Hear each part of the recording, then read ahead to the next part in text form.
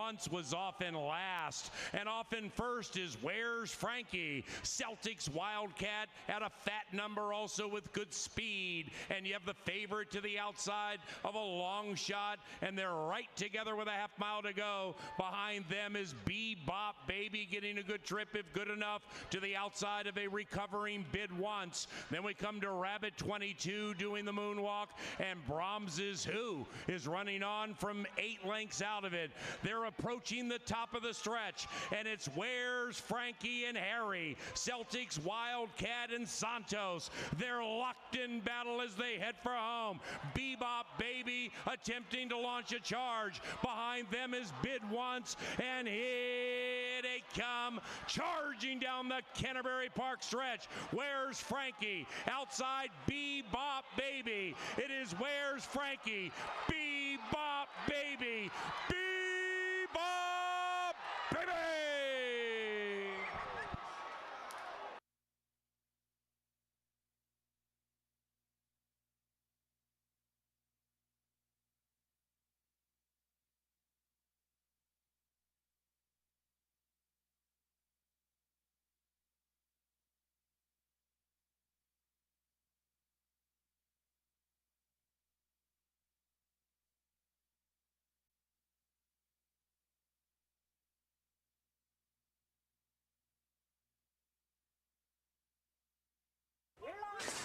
And they're racing. The quartet began as one. Hot as a pistol, hot out of the gate, but so is Saint Serena, who runs away by 1. It is Saint Serena linking up with the course proper, leading it by 2. After that, Hot as a Pistol, Larimar keeping those 2 in sight, about 4 out of it, and to the inside of Emily Smiles. And the quartet is covered by 5, and they have 4 to go, and they're chasing the 2. It's Saint Serena in search of 4 in a row. Behind that one, Hot as a Pistol, Larimar, 3.5 lengths from the lead. And after that, Emily Smiles still in touch with the field and on the move. Off the far turn, they're chasing Serena, and Saint Serena leads it by 1.5.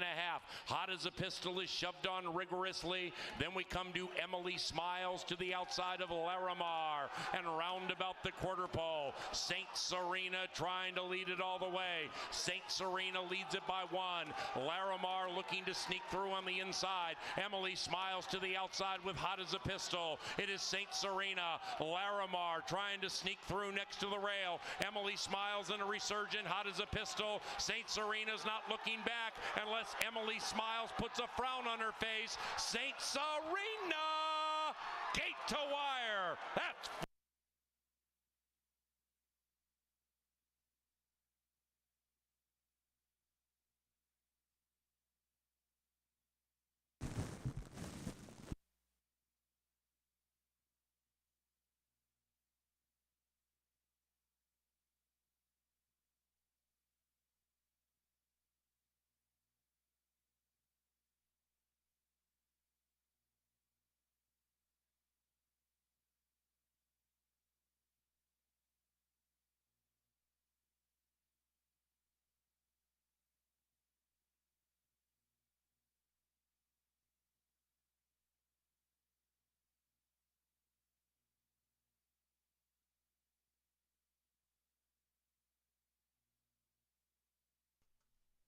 Ladies and gentlemen, please rise as Mr. Jerry Langsworth leads us in our national anthem. Oh, say, can you see by the dawn's early light what so proudly we hailed at the twilight's last gleaming, whose broad stripes and bright stars through the perilous fight o'er the ramparts we watched were so gallantly streaming. And the rocket's red glare, the bombs bursting in air, gave proof through the night that our flag was still there. Oh, say does that star-spangled banner yet wave o'er the land of the free and the home of the brave?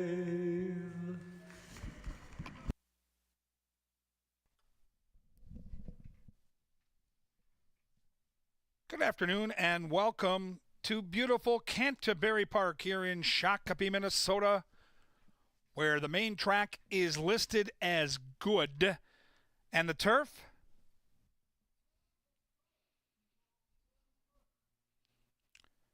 If you'll get your programs open, we'll go over the changes on today's 7-race card. In race number 1, we have a scratch of the 1, Miss Carmen Sebo. Race 1, take out the 1. With that scratch in the first race, there is no superfecta wagering. No super in race number 1. Races 2 and 3 are free and clear. No changes in the second and the third.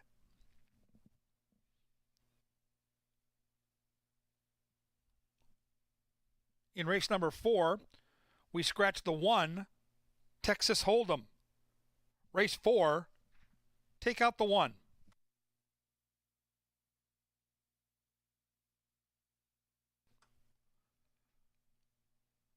Races 5 and 6, no changes. Free and clear in the 5th and 6th. Onward to the lucky last, race number 7. Take out the 6, I Can Do It. Race 7, scratch 6. Up next, Angela Herman, Jeff Madej with everything important here at Canterbury Park.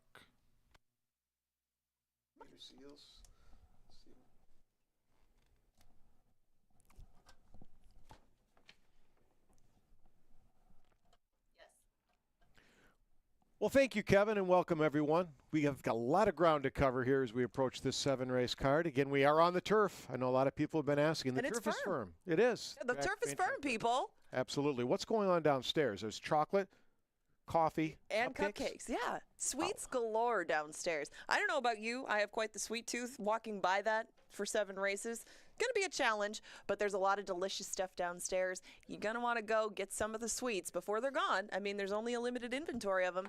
Get it now. That chocolate, that coffee, those cupcakes will not last. Get down there and check it out. That's perfect day for coffee. Yeah, exactly. Jeff's got some right over there off. Well, it's barely in the shot, but perfect day for it. Absolutely.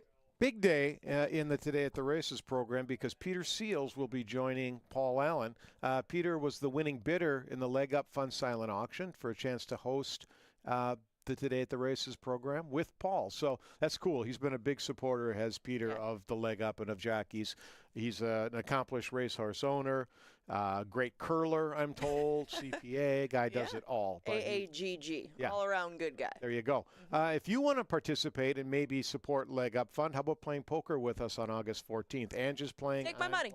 Do it. It's a no-limit Hold'em poker tournament. $100 gets you in. 50 goes to Leg Up. The other 50 goes into the pot. That's what we play for. There'll be bounties on some of the jockeys and Angela and Paul and whatnot. You knock them out, you get a free $50. That's a poker tournament. It's Monday, August 14th.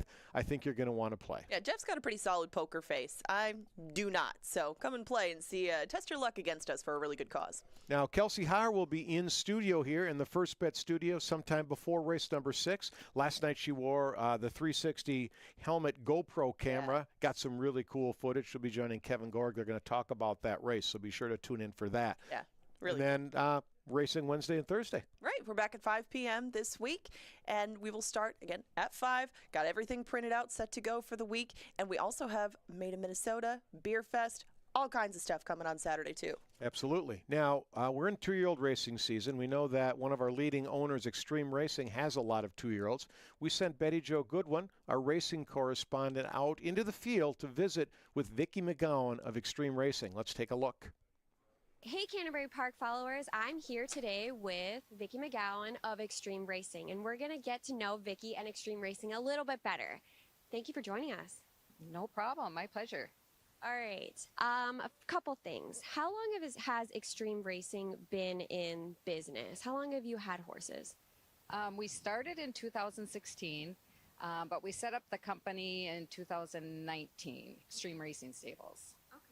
And where did that passion for horses come from? How long have you been involved with horses, or where did that start? I've always loved horses ever since I was a little girl. But then we met Joe Barra and his daughters, and they had horses here racing. And next thing I know, I have a partnership of a horse, and then we're buying more and more. So it just kind of kept accumulating. All right, Vicki, a lot of our viewers want to know, where did you come up with the name Extreme Racing? We have a small embroidery business, and it's Extreme Cut and Design. So then we just incorporated the racing into that, and that's how Extreme Racing got its name. And what about the colors? Tell me about the color scheme. Is that something that you guys came up with, or is that from the business side? Actually, Cheryl Barra was the one originally that came up with the purple and the lime green. And we had different looking silks at the time, and then we incorporated, the lime green and the purple diamonds. And who do you have as a trainer for these horses? Mac and Hugh Robertson. Okay, and can you tell us a little bit about Mac and Hugh and what the qualities that they bring to horse racing and your horses in general? I would have to say at the top of the list, they care more about the horses. They're not going to risk hurting a horse, and they come first. So that, to me, is the most important thing. All right, Vicki, now I got a funny one for you. When your horse is coming down the stretch and you think you're a winner, who is screaming louder, you or Mike? Definitely me. Okay. Yeah, Mike is quiet and in the back. But no, definitely me. Or our friend Adam Bates. He's really loud. Okay. But between Mike and I have to say it's me. All right, we want to thank Vicki, and Mike isn't here, but Extreme Racing for being here with us today. Yes, thank you. All right, well, that's great. Thank you, Vicki. Thank you, Betty Jo. Angela, we've got a lot of two-year-old racing. You know more about that than I do. You pay a lot more attention to the looking forward into the PPs. They've got a nice one, Extreme Racing, I think, in Kirill the Thrill. A lot of excitement up here in the press box about that one. There's some possibilities for both the equine and maybe perhaps his namesake being in the area. And we're not sure about anything yet, but it would be cool to see them come out and celebrate together, perhaps. Heard there's some talent there with Kirill. That's Thursday night. That is That's Thursday right. night. You're going to want to be here Thursday night if you're a hockey fan. Well, yeah. Not saying he's going to be here. Not saying he's not. He's not going to be here. Just maybe, but if you are a fan of Kirill hockey racing and all of the above, especially, clear your plans for Thursday. You might want to be right here. You got two-year-olds at the end of the day, too, today. We do. In a turf race. That's going to be an interesting one because a couple of barns have multiple entrants. It's two-year-old turf racing. There's just no established form, period, much less turf form. So, cool way to end the day today. But we still got stuff coming up later in the week, too. We do return on Wednesday and Thursday at 5. We have Smash Mouth and the Spin Doctors on Friday the 11th. And then we have Made in Minnesota Day with the Minnesota Oaks, the Minnesota Derby. We will see one of the extreme horses. And she's going to be a pretty heavy favorite to kick off that day. That's right. Cupid's Crush in the Oaks. That'll be the first race next Saturday when we race at 5 o'clock. Made in Minnesota. That's the beer fest you mentioned, but also some great Minnesota-bred racing. Cupid's Crush will do just that. 4 to 5 on the morning line. I asked the line maker if he would take my action in a fixed odds wagering scenario. No reply to the email. I don't think you get 4 to 5. If you do, wear a ski mask. Yeah, if you get a reply, just feel free to sign my check right over.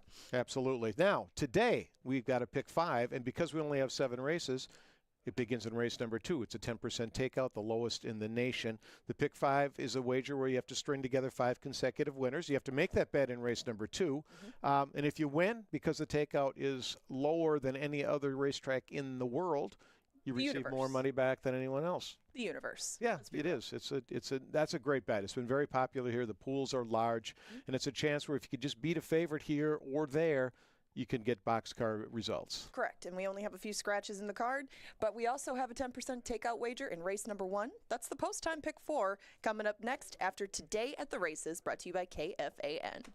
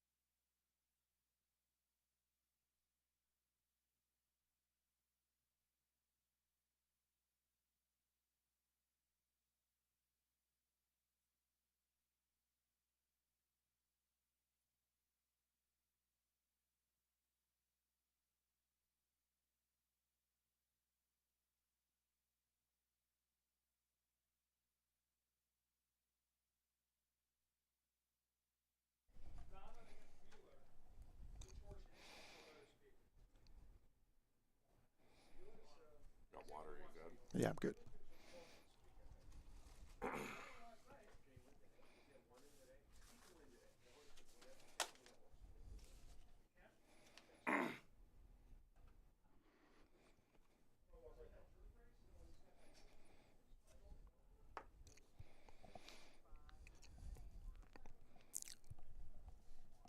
And welcome to the Dark Star Press Box for Today at the Races. And I'm Paul Allen. This is Peter Seals. More on our guest handicapper momentarily, but we are in the Dark Star Press Box because we've had some Sunday precipitation that is intermittent. So therefore it's in, it's out. The Calcutta Clipper comes in, it goes out, Lakeshore influence. So we thought it would be, discretion would be the better part of valor. And we're doing Today at the Races from the Dark Star Press Box. And I have the honor today to handicap the Sunday 7 with somebody we've known around here for quite some time. His name is Peter Seals, and he is a horse owner, but a former horse owner, but I guess always kind of looking to become a horse owner anew via the claiming game, and he's also a handicapper.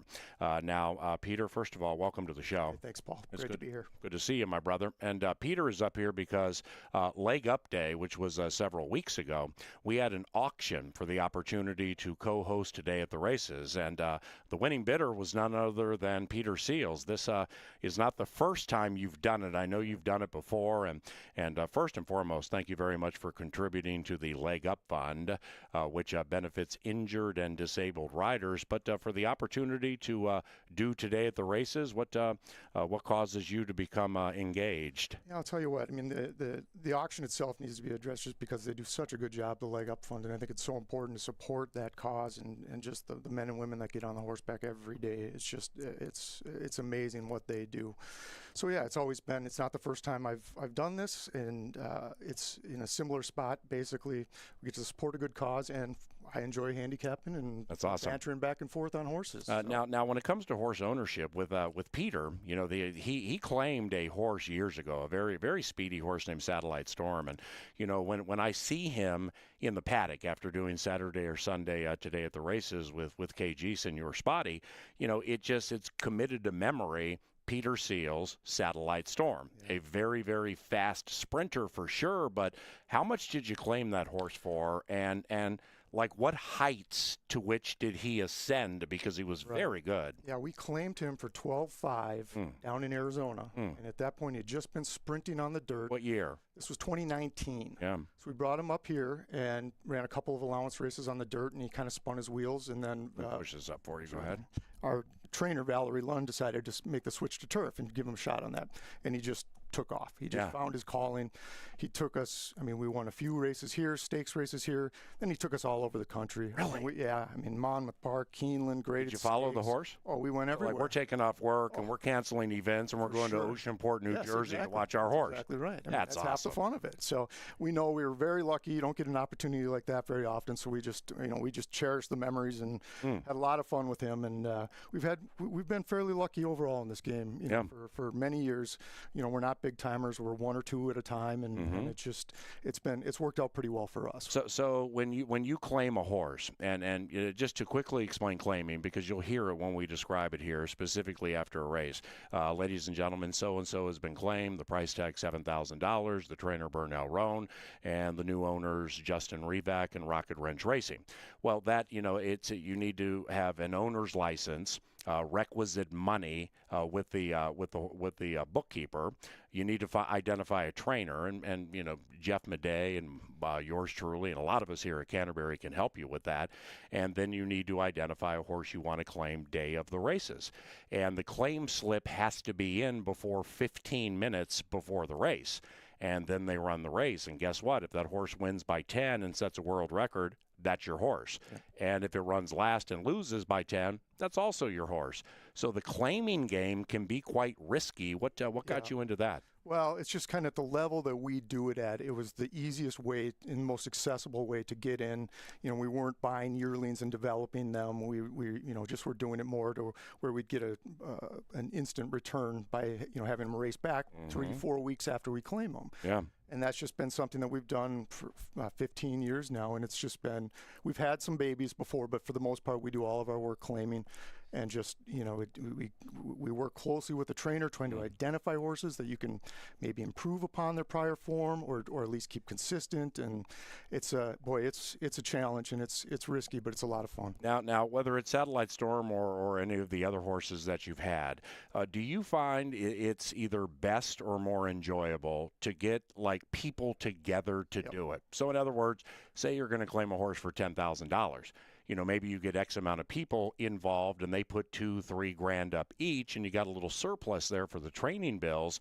But really, I mean, outside of the cutting the cost aspect of it, the day of the race, I've felt over the years from owning horses, when you get the co-owners and their family members and their friends coming out, I mean, it's like a game day. It's super exciting, isn't it? It's a great way to describe it. It's so much fun, and we bring so many people out that may or may not ever make it to the races without our introduction to it. Yeah. And they love it. Just the less experience people have with the racetrack, the more they seem to enjoy it when we bring them out, I feel like. And it's just, you're so right. I mean, every horse I've ever owned has been in partnership with a couple other people and spreads out the risk. Doesn't hurt to defray the cost. Yeah. But when you win together, and it is like a team, and it's so much fun. Okay, we have 7 races to handicap. We're going to get to that momentarily. But last question. Peter is an accountant by trade, and he's worked for a local accountant firm for the better part of 20-some-odd years.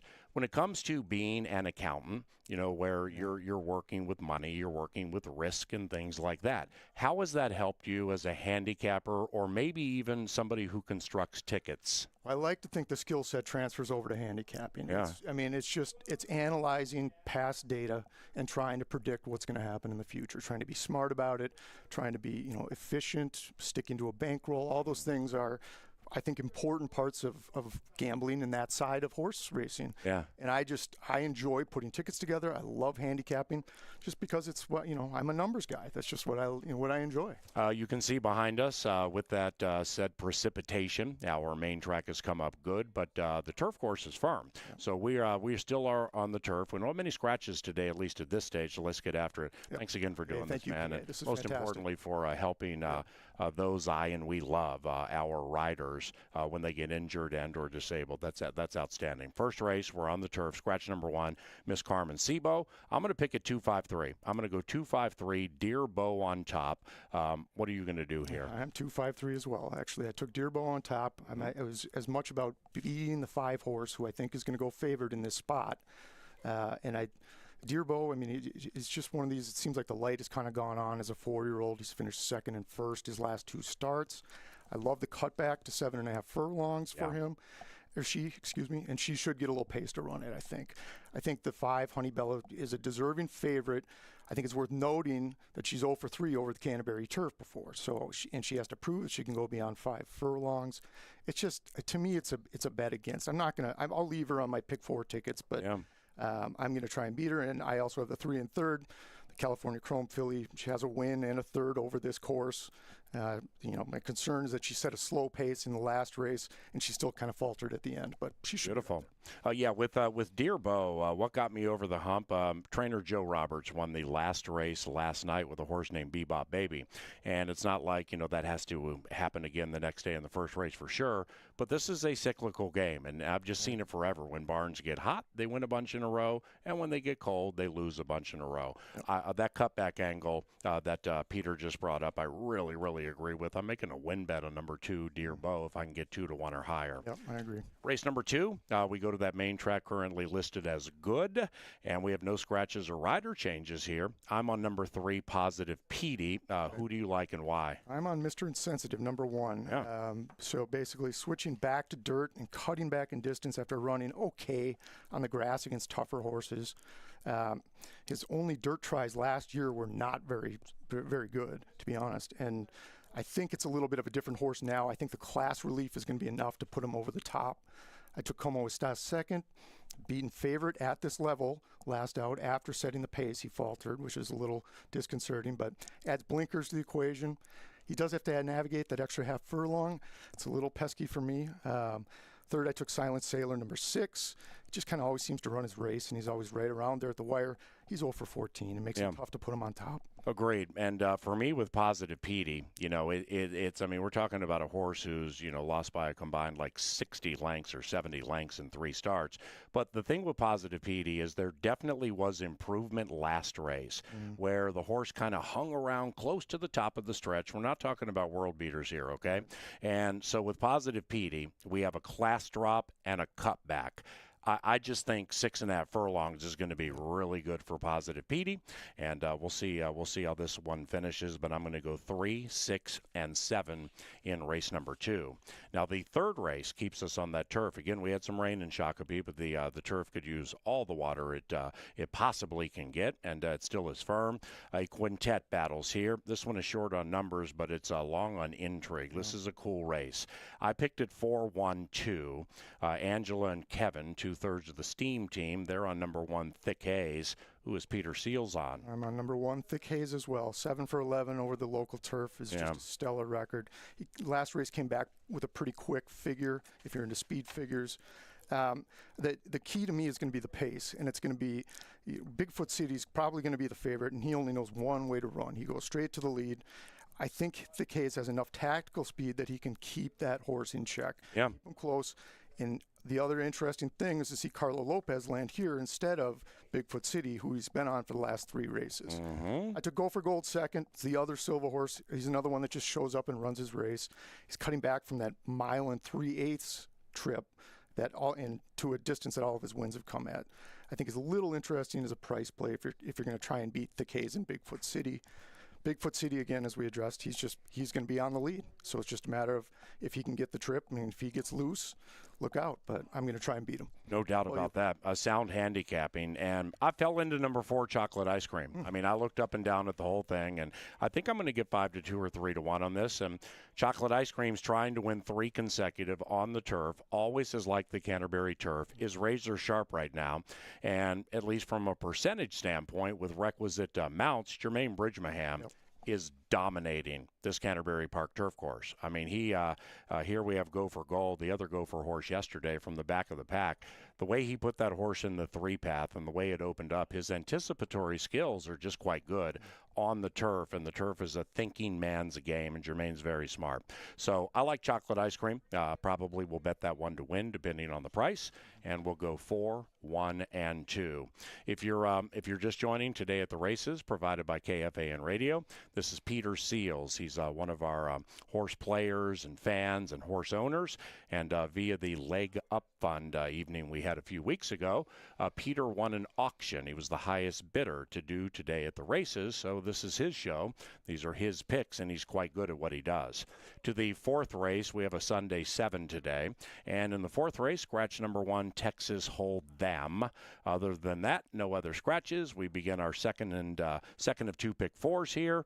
And what you going to do here? I'm on number 5, Tiger Hunter. Okay, I have I went 3, 5, 8 in this one. I got the 3, you say? 3 was a tough race for me. There's not a lot of good recent form from really any of these. I think if you are a pick 4, pick 5 player, you have to spread in this race. I just think there's multiple options and ways to go. I'm taking the public opinion is dropping in class. It's going turf to dirt for Wade Rarick, who wins at 14% with that particular move. He's been kind of spinning his wheels against tougher horses. It's his 3rd start in the form cycle, and I think this is just a softer field. I think Tiger Hunter is very logical. Beating a nose at this level, winning off at 10-1 last race.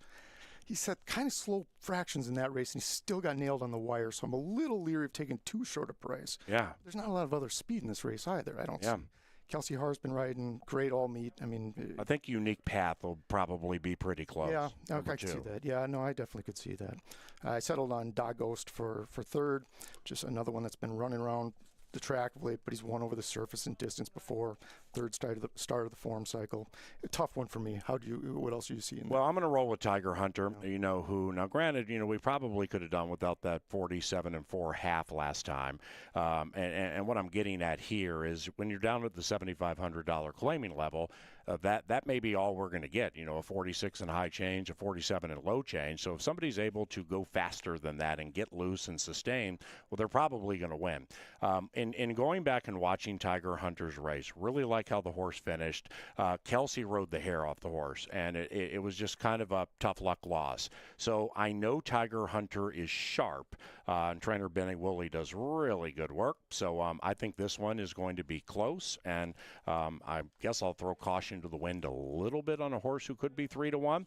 Now, the one I took second here, Unique Path, I'm absolutely using in my pick 5. Kevin Gorg picked this one on top. This one goes on a class drop, does have some speed. Burnell Roan is HOF. He's a Canterbury Hall of Famer. And Unique Path has run races in the recent past that I believe would win this race. And the horse is going to get away at maybe 8 to 12-1. So I'm going to consider that one second, and I'll take Da Ghost 3rd. Excellent. The 5th race, the 5th of 7, takes us back to the turf course. Number 1 is making the turf debut. I'm on number 9, Released. Number 9, Released is my selection. If this had gone to the main track, I was taking Boat Song. Right. We stay on the turf. That was my second choice. I'm not in love with it, but nevertheless, I know Released is fast. I don't know what you think, man, but I don't necessarily like that 9 barrier when you're sprinting on the turf, because that turn comes at you so quickly, Sure you know? Does. Yep. So I'm 9-3-8. What about you? I'm 9-1-2 in this one. I also landed on Released with not a great deal of conviction. Went from one good barn to another on the claim last out.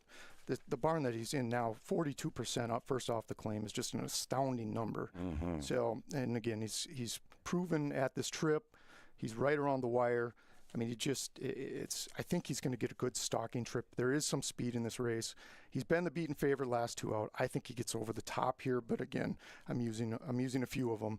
The wild card for me is the number 1, Call Me Q. Mm-hmm. Never turfed before. He's been racing against Iowa State breds. Agreed. But broke his maiden down at Fairgrounds in exceptionally fast time earlier this year, and just freaked. And if he runs anything close to that kind of speed, he's a player. And, you just don't know how it's going. If it translates to the turf and if his form. I mean, he just hasn't run back to that race, but it just jumps off the page. So I'm going to use that horse and just kind of see what we get. I landed on my 3rd horse is not Macho Rocco, number 2. It's Diodoro. He claimed him for 16 2 races back, ran him back for 20 last out, and he finished 2nd in a pretty fast race. He's run okay over the Canterbury turf. He had a win over it last year. You know, we don't get Diodoro's A team up here, but you have to respect everything he puts out. No doubt. There. Yeah, there's no doubt. And so in that race, would you, like race number 5, if you're playing the pick 5, are you using 2, 3, 4 horses in there? What do you think? I'm using 4 horses. It was funny because if Boat Song had stayed in and it was on the dirt, it was a single. Single. Yep. Yeah, I agree. Yeah, that's exactly how I was looking at it. Yep. So then race number 6, you know, and you know, we'll see what Peter has to say about this, but this is a 5-horse field. The previous race was a 9-horse field. Correct me if I'm wrong here, but isn't it best when playing pick 4s and pick 5s?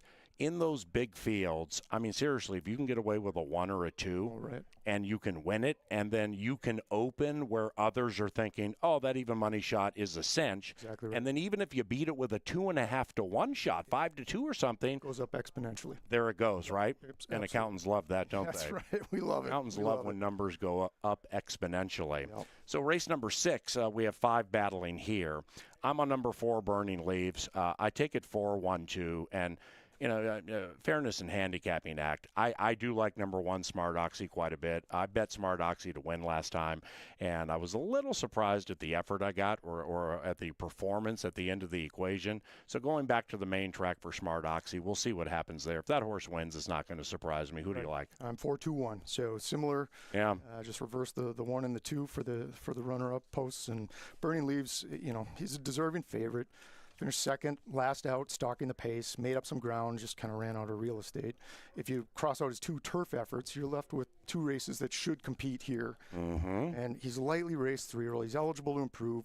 He's going to be a short price. I mean, it's top connections, but he just looks to be the class of the field to me. Eyes Flying By for second. Ran behind Burning Leaves last race after pressing the pace. He's not really a win machine, but he is 7 for 9 in the money. And he's another one in his 3rd start of his form cycle. He's eligible to improve a little bit. I think he has to be included on any multi-race ticket. Number 1, Smart Oxy, I think has a shot in here as well.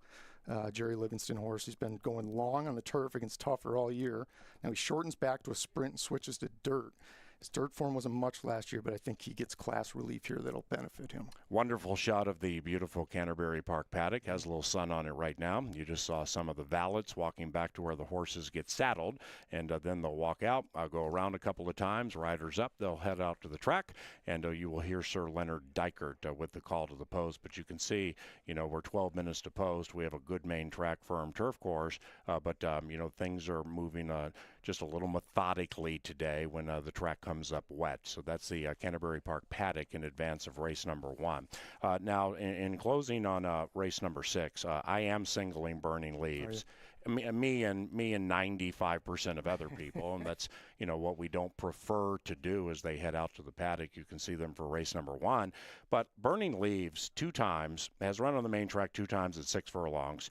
The first time broke his maiden for 35K, and the second time just lost by about a foot and a half. So I think this is his distance, I think it's his surface, and I think this is his level, and I think he gets the money today. So I'm singling Burning Leaves. It's his race to lose. You got it. Yeah, for sure. Race number 7, scratch number 6, Icon Do It. Scratch number 6, Icon Do It. Now, this is a super compelling race, because we have 2-year-olds going 2 turns on the turf. And we have fillies going against the boys, and the 3 and 5 are the girls trying to beat the boys. I pick it 3-1-5. I got a little dart throw to me here. What about you?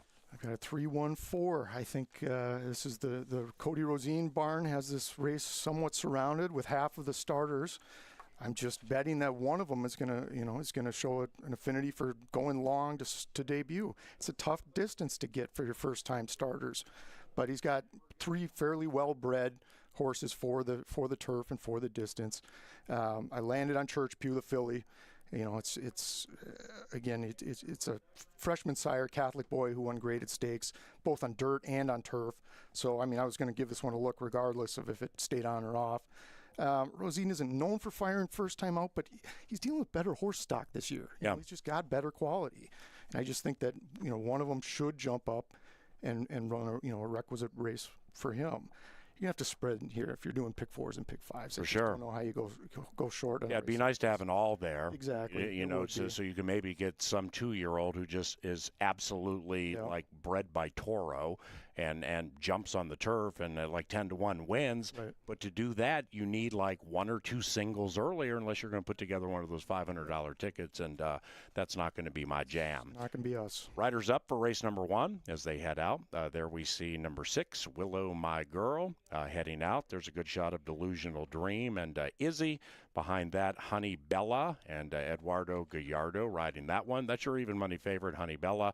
Just a quick recap, race number 1. I took it 253. 253. How'd you do it? I was 253 as well, so keep it simple. Peter, you're fantastic. Thank you, PA. And you know, thanks for the contribution to the Leg Up Fund. I know the riders watching and heading out to the track now greatly appreciated. But nevertheless, you're welcome to join this Today at the Races show anytime you want, ma'am. Love doing it. You're a dedicated fan. You're a horse owner. You play the races, and you know, through some let's say thoroughbred related moderate chop with deal stopping and days being reduced, and we're up to 4 and horse population and stuff. You're always with us, ma'am.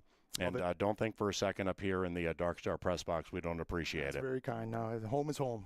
And this is home. That's Peter Seals, and I'm Paul Allen, and that's Today at the Races. Sir Leonard Dykert with the call to the post is coming up very shortly.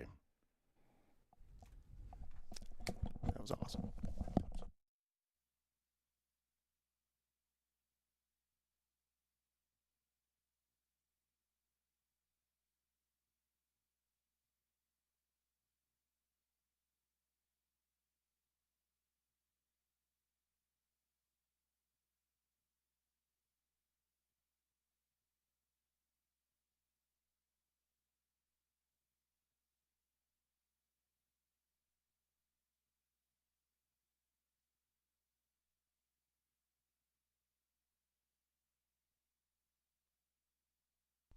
Z.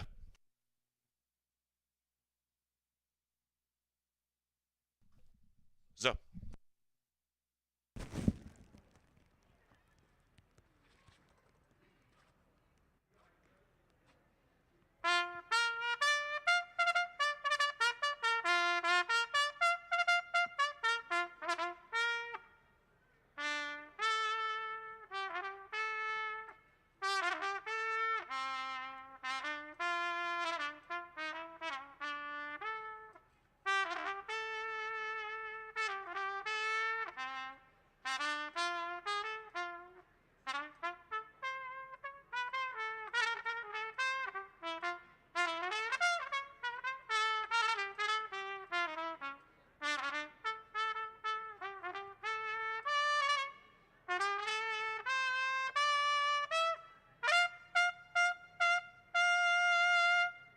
The elite, incomparable brassy stylings of one Lynn Dykert. And the call to the post, happy Sunday, Lynn. And to everybody else, welcome to the races. We begin our post-time pick 4 here with race number 1. The main track is good, and for the first race, the turf is firm. That rail is 30 feet out. Scratch number 1, Miss Carmen Sebo, and they're to the gate. 5 minutes from now, welcome to the races.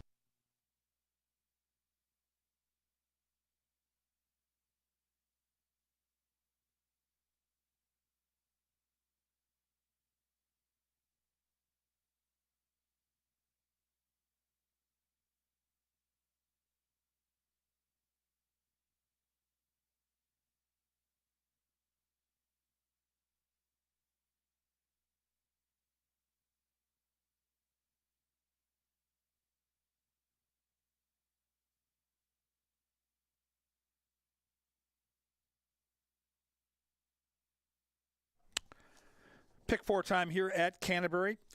Post time pick 4 with that 10% takeout. Here's the ticket I've assembled. It's a $16 ticket today. You can play mine or modify it. In leg 1 here, I'm using both the 2 and the 5. Not going very deep here in the first. I do feel like the favorites are going to be tough to beat. Second leg, I'll use 1 and 7. I think Silent Sailor, the 6, ends up going favorite, so I'm looking for a mild upset in the second race. Third race looks pretty open to me. I'm going to use 1, 2, 4, and 5. I think there's a lot of ways to go on the turf. Really happy we're on the turf today. I think the third race is a very good betting race. Close it out in race 4 with the favorite, the 5, and my top pick, the 2, who's 15-1. That is Unique Path. I think that upsetter has a real chance to make this pick 4 work. So for only $16, that's the ticket I've assembled. I hope you will join me or make your own ticket, because the pick 4s have been paying very, very nicely with that 10% takeout. More money for us to play for. Post time pick 4 and 5. Good luck.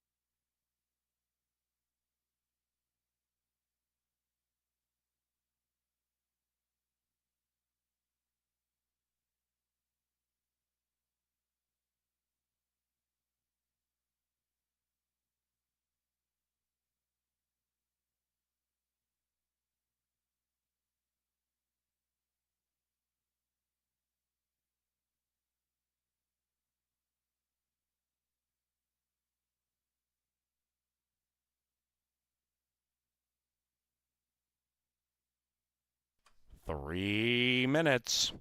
Sundays at Canterbury are provided by Pepsi and Quick Trip. And we also have our Cupcakes, Chocolate, and Coffee Festival happening right now.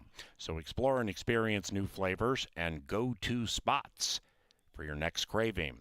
The festival's featured vendor is Cameron's Coffee.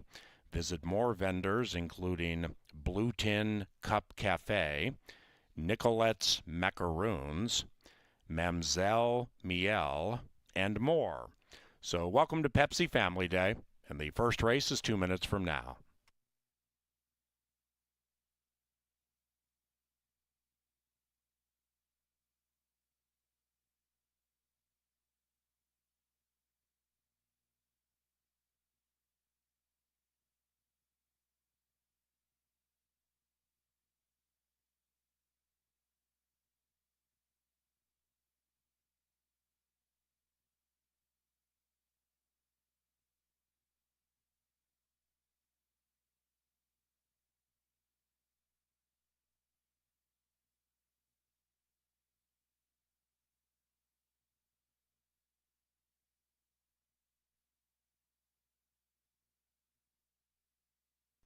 Welcome to our featured group today at Canterbury.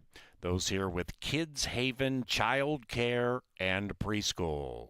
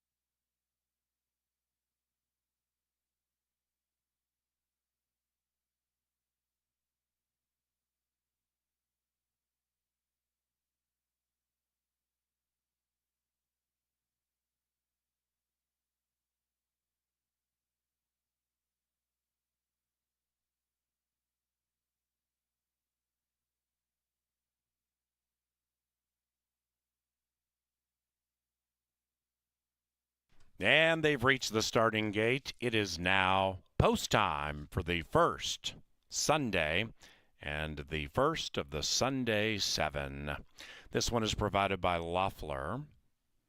We thank Loeffler for its 2023 partnership. Also, thank you Continental Diamond and continentaldiamond.com. Best of good fortune to the players today. Likewise for the owners, trainers, riders, everybody associated with the game.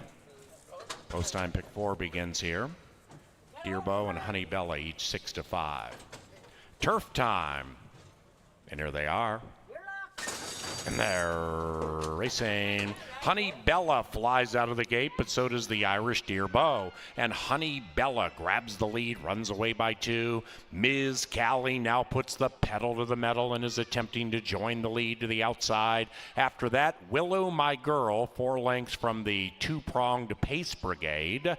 And the one in last is Delusional Dream, attempting to win 2 in a row. Now the early pace picks up conspicuously. Ms. Callie wants to go fast, and Ms. Callie takes the lead by a half. Honey Bella's going to keep up with her on the inside, and Dearbow is tracking 5 lengths from the lead and about 8 clear from Willow My Girl and Delusional Dream. And now the 6-pack make that the quintet heads into the far turn, and it's Ms. Callie at 4-1 and Barajas.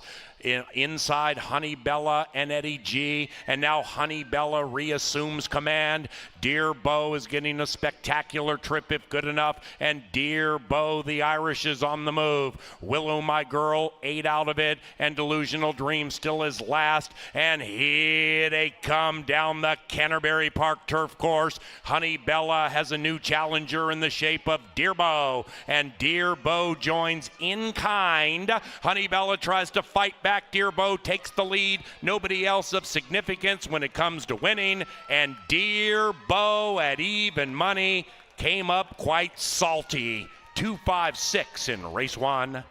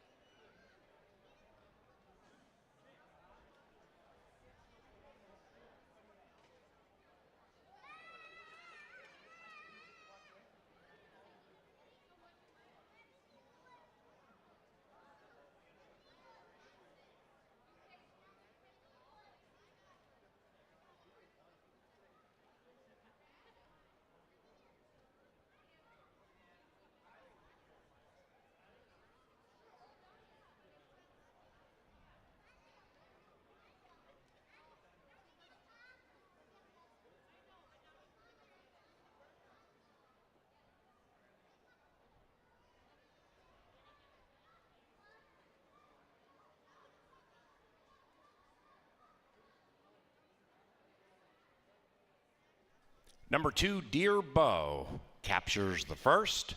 2-5-6-3 in 129.36. And those results are unofficial.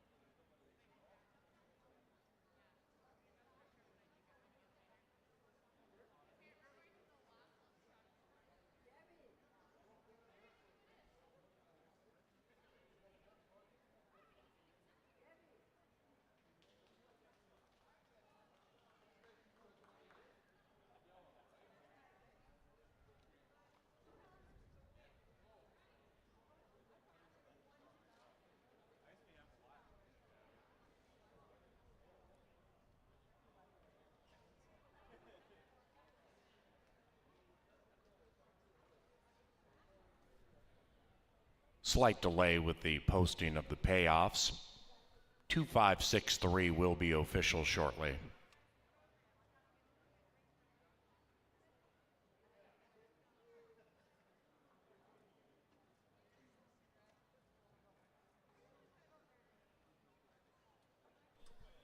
The first to find the winner's enclosure, Deer Bow, and Canterbury Park Salt of the Earth. He is jockey Lindy Wade.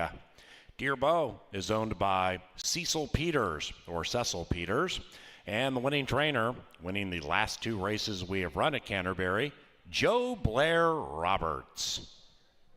That is Deer Bow.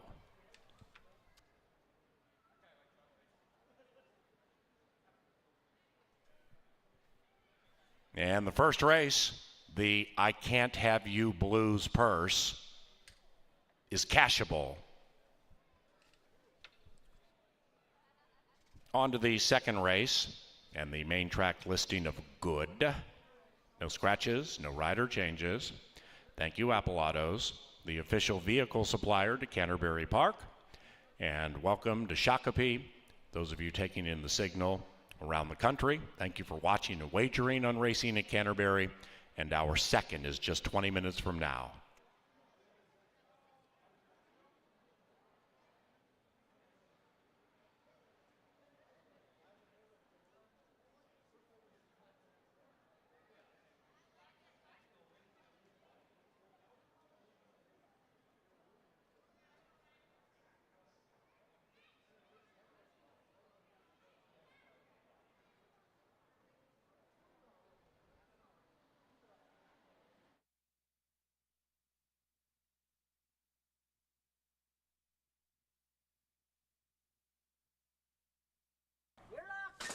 And they're racing. Honey Bella flies out of the gate, but so does the Irish Deer Bow. And Honey Bella grabs the lead, runs away by 2. Ms. Callie now puts the pedal to the metal and is attempting to join the lead to the outside. After that, Willow My Girl, 4 lengths from the 2-pronged Pace Brigade. And the one in last is Delusional Dream, attempting to win 2 in a row. Now the early pace picks up conspicuously. Ms. Callie wants to go fast, and Ms. Callie takes the lead by a half. Honey Bella's going to keep up with her on the inside, and Deer Bow is tracking 5 lengths from the lead and about 8 clear from Willow My Girl and Delusional Dream. And now the 6-pack make that the quintet heads into the far turn, and it's Ms. Callie at 4-1 and Barajas. Inside Honey Bella and Eddie G, and now Honey Bella reassumes command. Deer Bow is getting a spectacular trip if good enough, and Deer Bow, the Irish, is on the move. Willow My Girl, 8 out of it, and Delusional Dream still is last, and here they come down the Canterbury Park turf course. Honey Bella has a new challenger in the shape of Deer Bow, and Deer Bow joins in kind. Honey Bella tries to fight back. Deer Bow takes the lead. Nobody else of significance when it comes to winning, and Deer Bow at even money came up quite salty. 2-5-6 in race 1.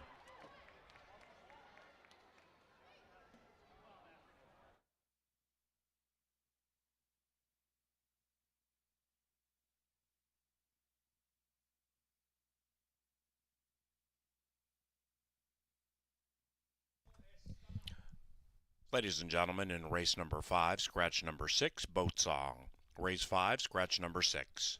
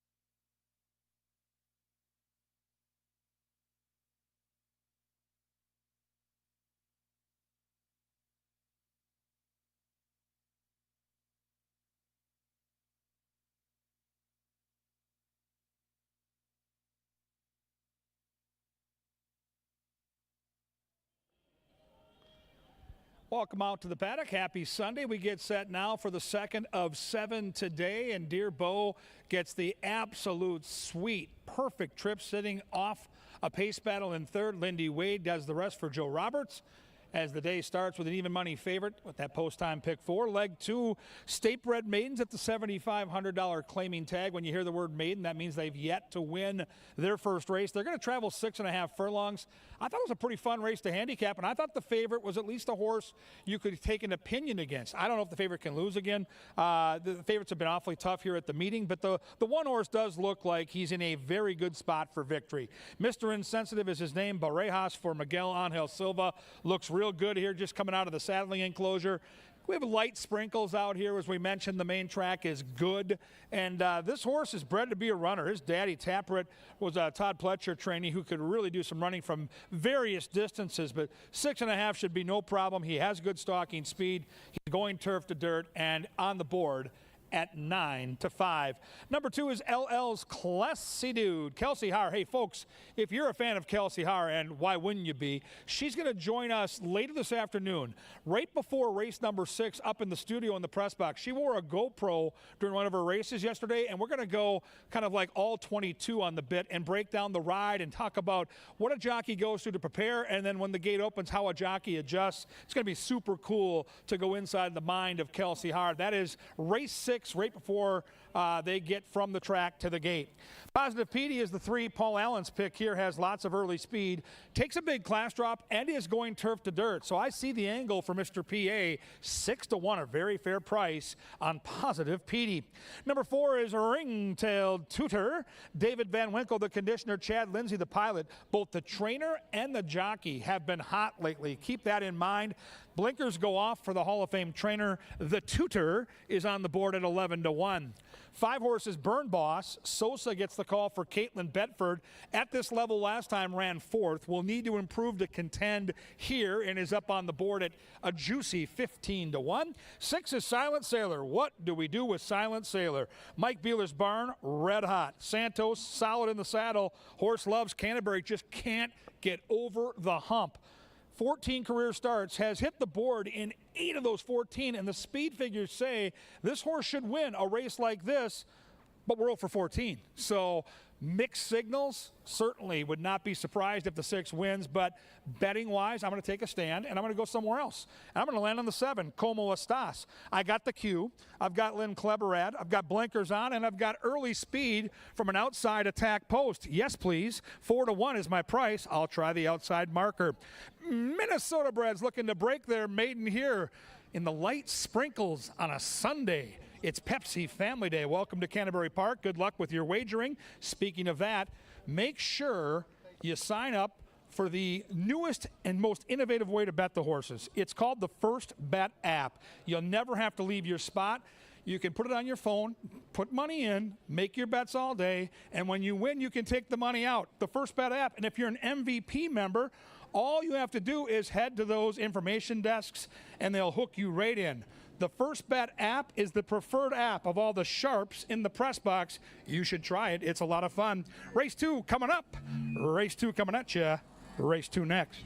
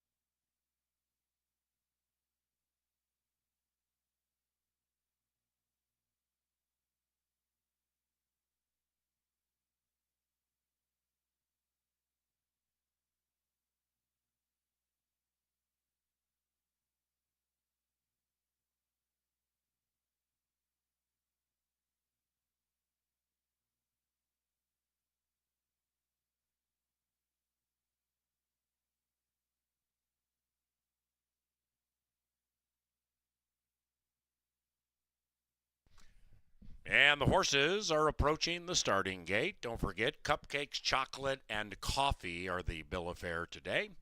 It's a festival, and we have some great vendors. On the mezzanine level, that's level number 2, we welcome Blue Tin Cup Cafe, Holy Sins Cake Shop, Nothing Bunt Cakes, and mini donuts and much more. So stop by level 2 and feast.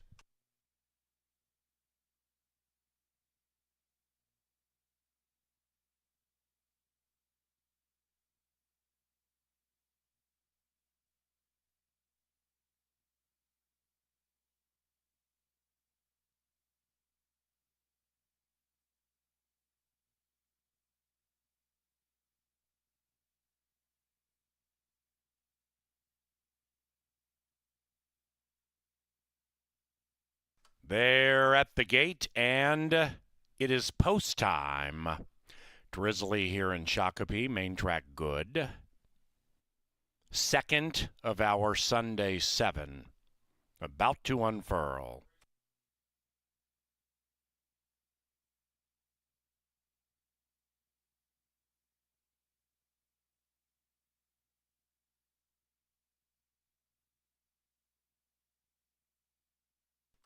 Mr. Insensitive is favored at 8-5. Followed closely by Silent Sailor, now 2.5-1. Mr. Insensitive, 9-5. Como Estás, down to 2-1.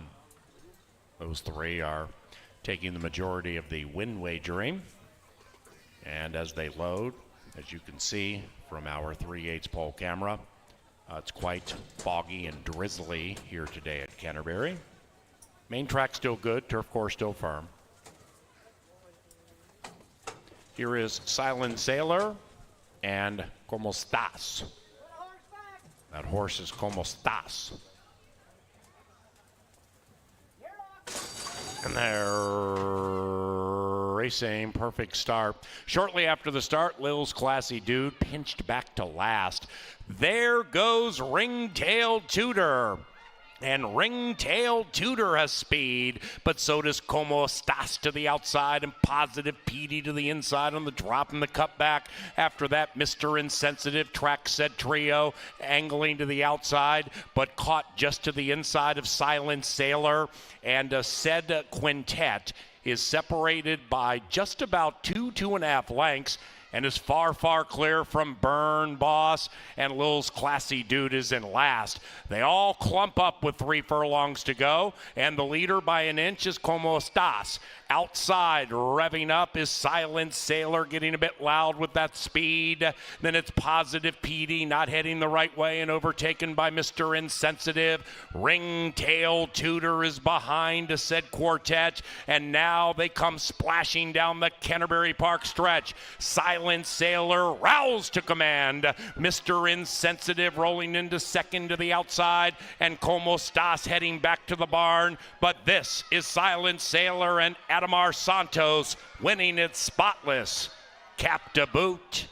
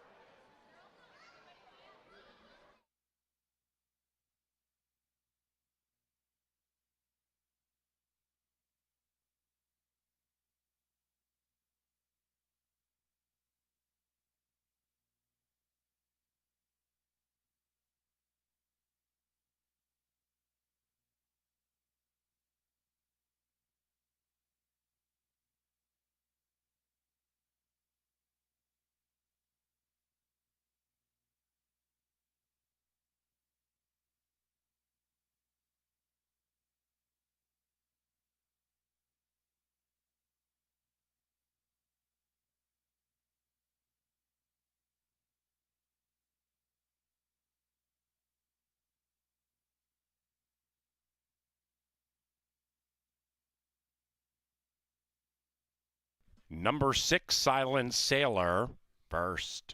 6-1-5, and a bottom of the Superfecta photo. 117.97, the final time. Hold them all.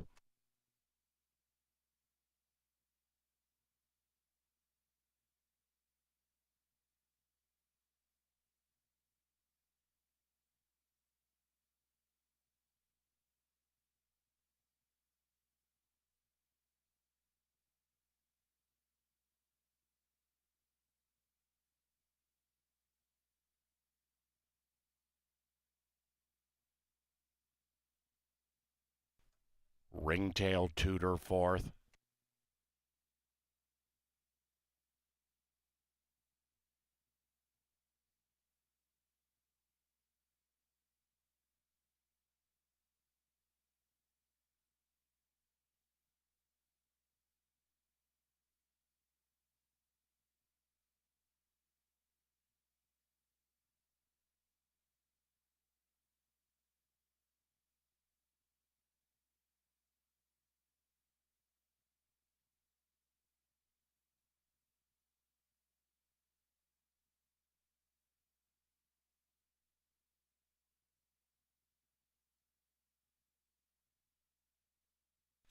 Race number 2, the Rooster is official. $1 exacta, $10.60. The superfecta paid $126.93. 8 to 5 shot on top. 10-cent superfecta 6154. $126 for a dime. Race number 3 is on the turf. It's firm. No scratches. Now entering the winner's enclosure. Here comes Silent Sailor and Adamar Santos. The winning owners are Harlan, Lori, and Chad Walker, along with Haley Walker Haynes. And the winning trainer, 997. Silent Sailor is a 4-year-old chestnut son of midshipman out of Pawn Shop, bred in Minnesota by Lori Walker and Harlan Walker.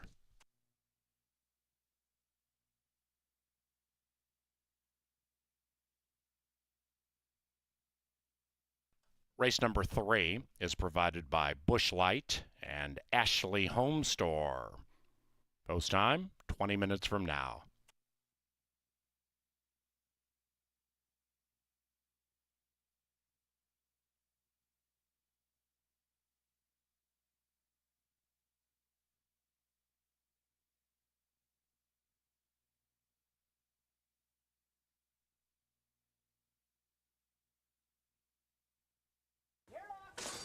And they're racing. Perfect start. Shortly after the start, Lil's Classy Dude pinched back to last. There goes Ringtail Tutor. And Ringtail Tutor has speed, but so does Como Stas to the outside and Positive Petey to the inside on the drop and the cutback.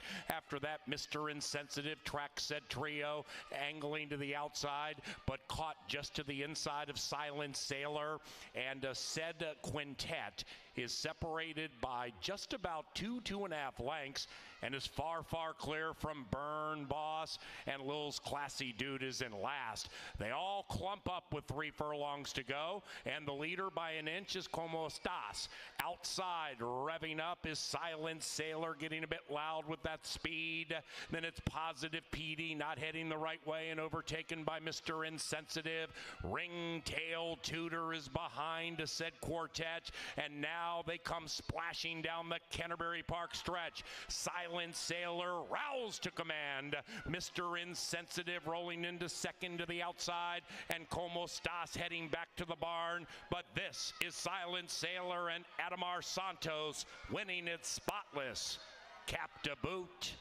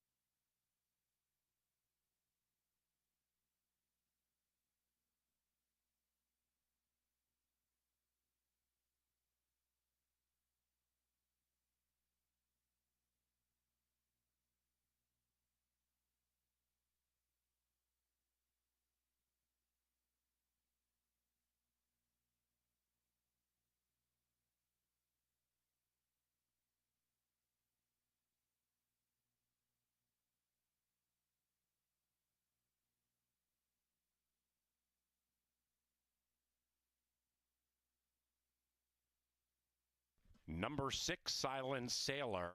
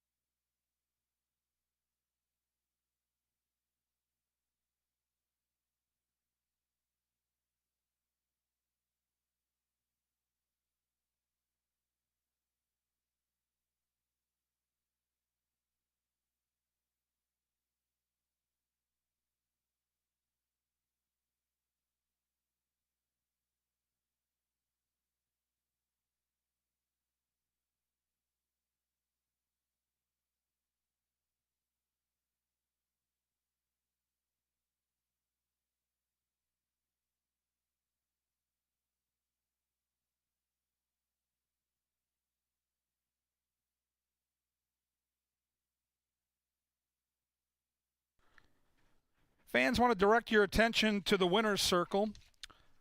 The Minnesota Horse Racing Quality of Life Foundation was established in 1990 to provide services that would improve the quality of life for licensed backside personnel during the live racing season. Those services included the chaplaincy program, organized athletic games, English as a second language classes, and treatment for those individuals dealing with substance and abuse issues. The foundation was dissolved this year with remaining funds transferred to the Minnesota HBPA, which organizes various benevolence programs on the backstretch. It's the bridge between the racing community and community wellness. In the winner's circle is Doug Fiola, who served as the chair of the Quality of Life Foundation since its inception. He is joined by others who served on the board of directors over the years. Canterbury Park, along with the Minnesota HBPA, would like to thank Doug for his tireless service to those living on the Canterbury Park backstretch and involved with the Minnesota horse racing industry. Thank you, Doug, and thank you for everybody back there that helps with the quality of life on the backside for our friends here at Canterbury Park. Well done indeed.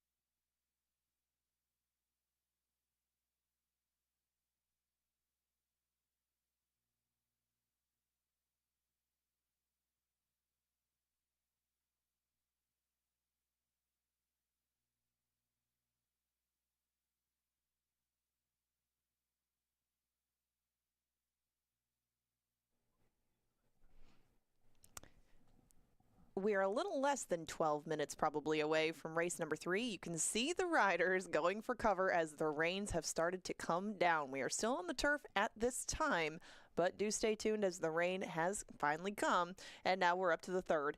And it is a mile on the turf for this third race. They'll probably head straight out to the track and to the gate. So if you are looking to wager on the third, do it now. This is the start of that 50-cent, 10% takeout pick 5, and it's a nice group to start it, frankly. There's 5 of them, as I mentioned in the group. We'll start with Thick Hayes on the inside. Thick Hayes has won 6 of his 8 lifetime races on this turf course, and he's developed into a pretty versatile sort, but likes to be close to the front end, so the inside draw wouldn't hamper this horse. Thick Hayes just comes off a nice win. He beat Skippy Strike, and he also beat Bigfoot City just to his right. And right now, Bigfoot City is 8-5. He's been running a lot lately, so is Thick Hayes, but I'm going to give the nod to the inside horse just because I think he'll be a little better value, and he's got some versatility to him. Now, Bigfoot City has a lot of speed, and that will definitely play in his favor in a field like this, and it'll depend on what Aries Reigns does to his outside, I think, for what kind of trip Bigfoot City is going to work out. If he doesn't get that much pressure, he can lollygag along, but he's had to cut some pretty solid fractions in his last couple, and he's wound up second and third, both of them at pretty low prices. I mean, Bigfoot City does go off favored quite a bit, as you can see, looking up and down Turf Paradise and here, but Bigfoot City probably is the one to run down. We'll see what Aries Reigns can do to keep him honest up front. That is the 9-1 shot right next door.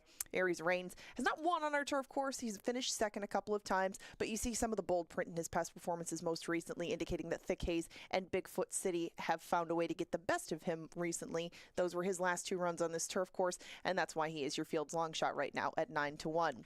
Chocolate Ice Cream has had quite a season, hasn't he? He's kind of like Thick Hayes. He's got a lot of his lifetime wins on this course. 5 of the 12 have come on Canterbury grass. Carl Broberg claimed him back a lot, but he has now been owned by Patrick Fields, trained by Lynn Rarick for quite some time, and he has won 2 in a row, looking to make it 3 from off the pace. He usually gives himself a lot to do late, but Bigfoot City in the field definitely helps, and Aries Reigns being just to his inside should help things along too. Still, his work cut out for him in a smaller field than the last 2 that he's run down, and Jermaine Bridgemahan has been in the saddle for both wins. Gopher Gold is on the outside, and Gopher Gold has been a busy horse at this meet. He's already started 5 times at Canterbury, and Gopher Gold will cut back off a 1 3/8 race, which found him finishing 3rd. We've seen Modern Science come back to win since that time and give Joel Burt his 1,000th win, but Gopher Gold goes for it again to try to get his 11th piece in his 18th start on Canterbury grass. 9 minutes away now. We got a pick 5 coming up. We got pick 3s, doubles, exactas, and trifectas, and a quality cast of 5 head out to contest the third.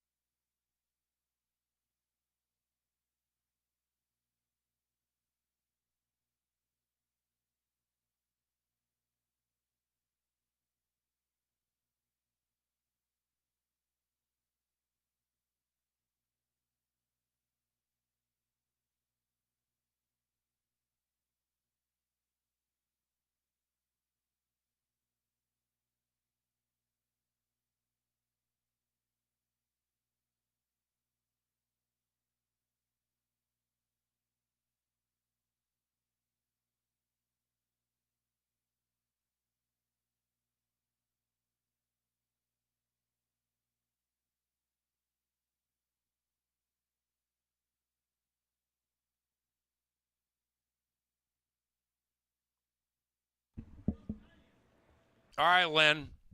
Here they come.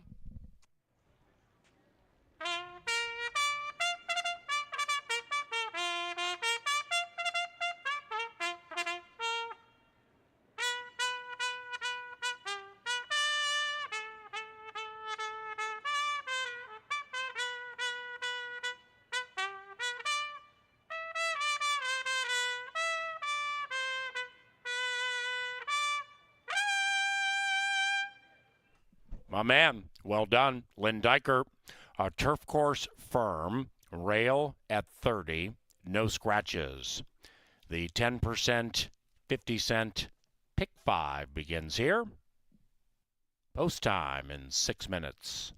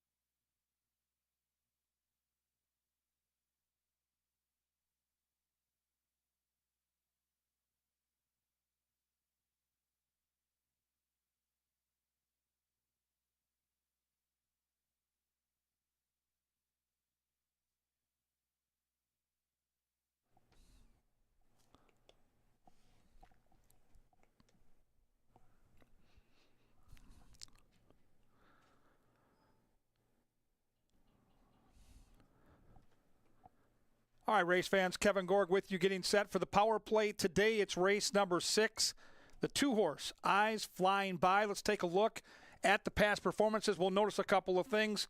We see, first of all, this horse does enjoy racing at Canterbury. 9 starts here, 7 for 9 in the top 3 placings for your trifecta bets. And then we see a layoff. Again, these are horses that race primarily in Shakopee. They're Minnesota breds, so hadn't raced in September. Usually it takes them a couple of starts, and we see improving form. Came off the bench, a decent 4th. Then last time out, really stepped up and ran big against Sam Says. You see Yo Dog there. Happy Hour Bobby, some nice horses, and a workout since that last start. Let's take a look at this start, and I'm going to tell you, these fractions were legitimate.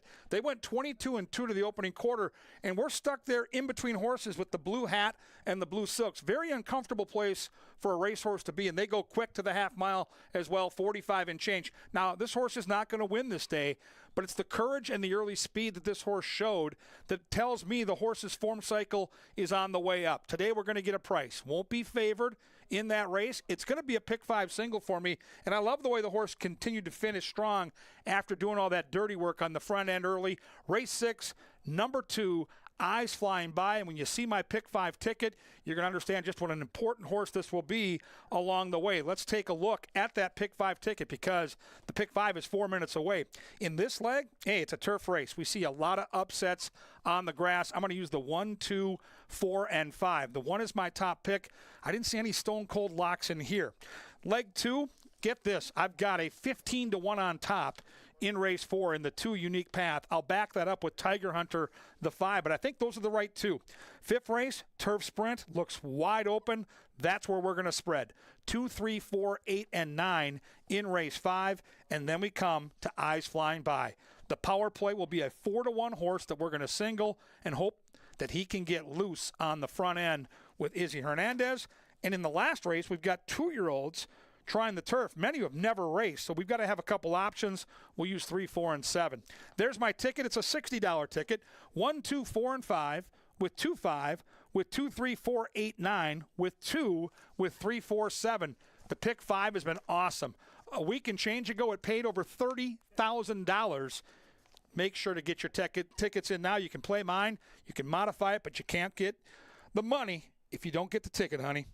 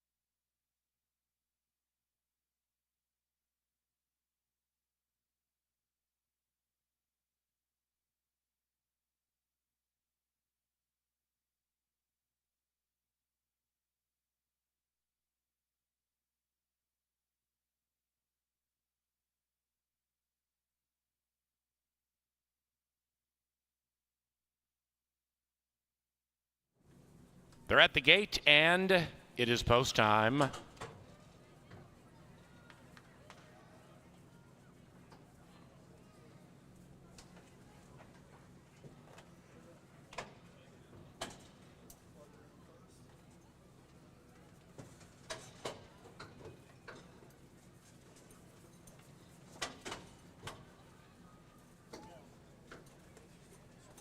One out. Go for gold. Last in line. Bigfoot City, even money.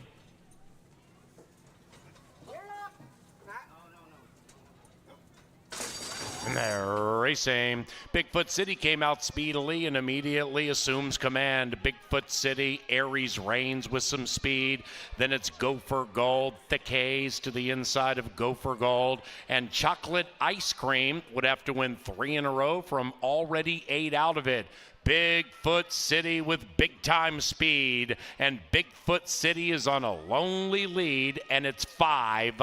Aries Reigns lays second. After that, Gopher Gold to the outside of Thick Haze, and Chocolate Ice Cream lopes along double digits from the front.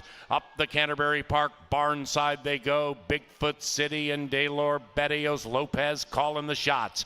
Bigfoot City now leads it by 7. Aries Reigns is next. Gopher Gold to the outside of that one. Then it's the K's, and Chocolate Ice Cream is still a mile out of it. They have not changed positions since the gates popped. Bigfoot City first by about 6. Now Gopher Gold rolls by Aries Reigns. After that, Thick Haze shaking up 10 out of it. Chocolate Ice Cream is running on, but still 12-13 from the front. They have a quarter of a mile to go. DBL is all over Bigfoot City to sustain, and Bigfoot City drifts out to path 3, and they're catching him. Gopher Gold to the outside. Aries Reigns to the inside. Chocolate Ice Cream has the white blinkers on the far outside. Then it's the K's. Bigfoot City tenaciously. Bigfoot City, Chocolate Ice Cream trying to tag that one right at the wire, but it's not happening. It's Bigfoot City, wire to wire.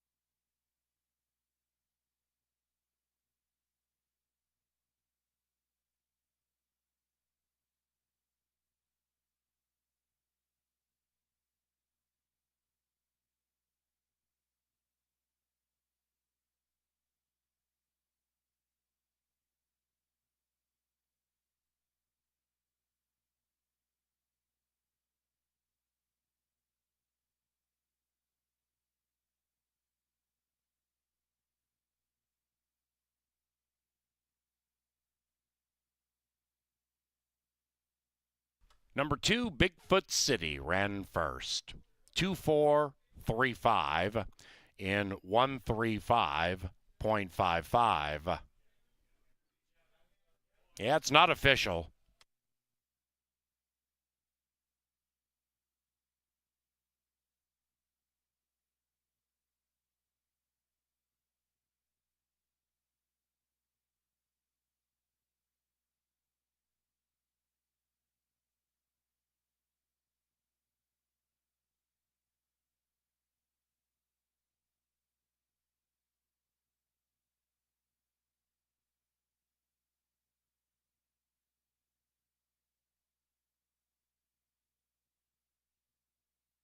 Race 3, official. Exacta $5.30, trifecta $12.85, and the 6-2 double from race 2 paid $4.50. Race number 4 is about 22 minutes from now. Back to a fast main track for this one. And it begins the second and final pick 4 today at Canterbury. It's only 50 cents. Scratch number 1, Texas Hold Them.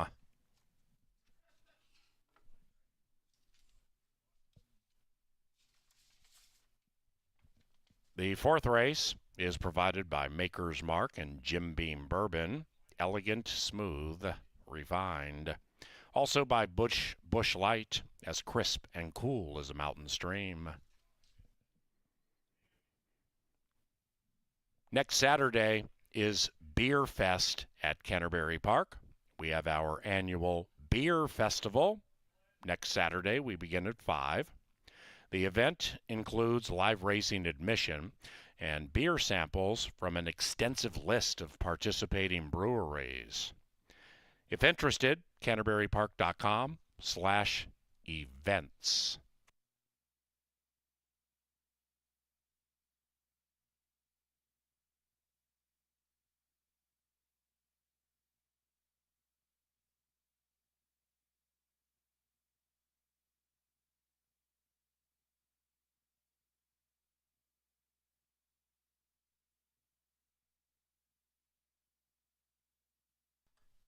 Now entering the winner's circle, Bigfoot City and Daylor Barrios Lopez. Bigfoot City is owned by Taboada Racing Stables. And the winning trainer, Jose Silva Jr.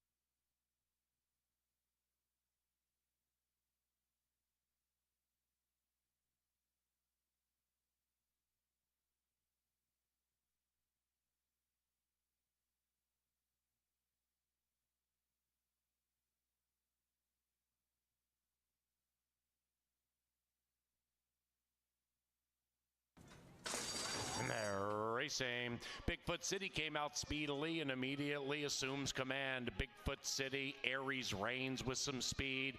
Then it's Gopher Gold, Thick Haze to the inside of Gopher Gold. And Chocolate Ice Cream would have to win 3 in a row from already 8 out of it.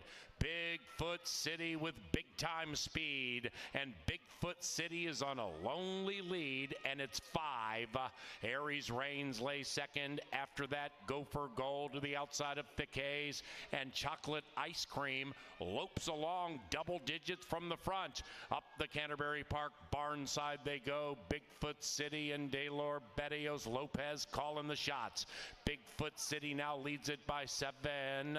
Aries Reigns is next. Gopher Gold to the outside of that one. Then it's Thick Haze, and Chocolate Ice Cream is still a mile out of it. They have not changed positions since the gates popped. Bigfoot City first by about 6. Now Gopher Gold rolls by Aries Reigns. After that, Thick Haze shaking up 10 out of it. Chocolate Ice Cream is running on, but still 12, 13 from the front. They have a quarter of a mile to go. DBL is all over Bigfoot City to sustain, and Bigfoot City drifts out to path 3, and they're catching him. Gopher Gold to the outside, Aries Reigns to the inside. Chocolate Ice Cream has the white blinkers on the far outside. Then it's Thick Haze. Bigfoot City tenaciously. Bigfoot City, Chocolate Ice Cream trying to tag that one right at the wire, but it's not happening. It's Bigfoot City, wire to wire.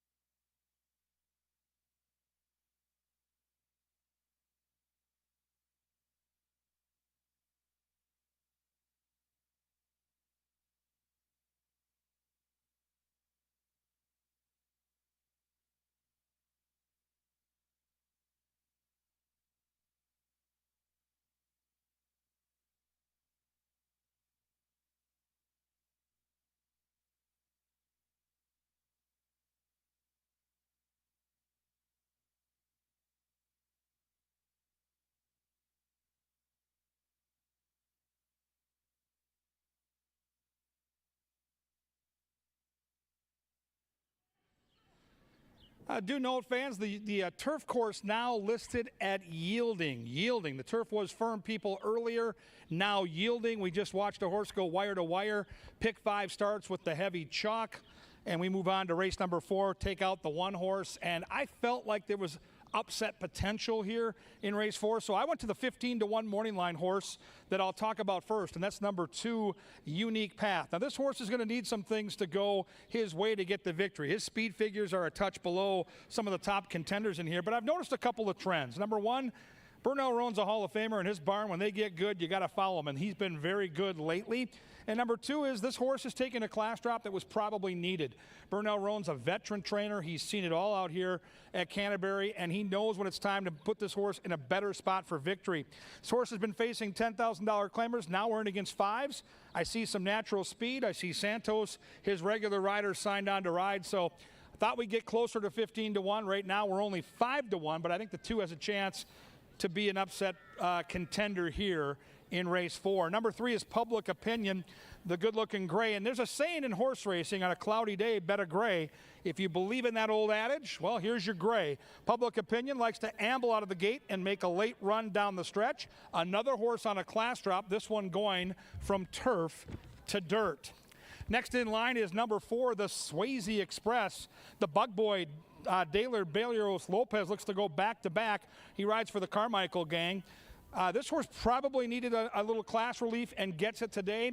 Doesn't have a ton of early speed, but should be rolling when they turn for home. 5 horse is the horse to beat. That is Tiger Hunter, the Minnesota bred, trained by Chip Woolley, who also, as a trainer, won a Kentucky Derby. I mentioned earlier, Kelsey Hara will be up in the press box right before race number 6 to take us through a GoPro ride she had yesterday. Super excited to talk to Kelsey. She's got a great chance for victory here. The horse has done well on a wet track. The horse has natural speed, and like I said earlier, absolutely, positively the horse to beat. I cannot build a trifecta or superfecta without the 5. 6 is Past the Cat, another Minnesota bred. Vic Hansen conditions. Carlos Ulloa, the pilot. This horse on a class drop should be rolling from the back of the stretch. Number 7, Harmon Killer Brew. Sosa gets the call for Tony Rengsdorf. Good connections, 3rd time off the layoff, and when right, this horse can fire some pretty big numbers. Very up and down, though. You never know what you're going to get, but this horse has potential. 8 is the Ghost, Izzy Hernandez, another Burnell Roan horse. Outside post, 3rd time off the layoff. Ran into Grunder last time. And boy, the 9 horse really caught my eye. This is Water to Wine. Looks really good in the paddock. It's Water to Wine, Bobby Klein and Chad Lindsay, but Bobby Klein, and I see Kelsey Hara on the 5. That's why I went a different direction, but the horse sure looked good in the paddock. Starting to sprinkle. We're on a yielding turf course, and we've got a fun race here. Claimers going 1 mile. Who do you like? I'm going to try the 2 horse here for Bernie from that advantageous inside post. Good luck here, and enjoy a middle leg of the pick 5.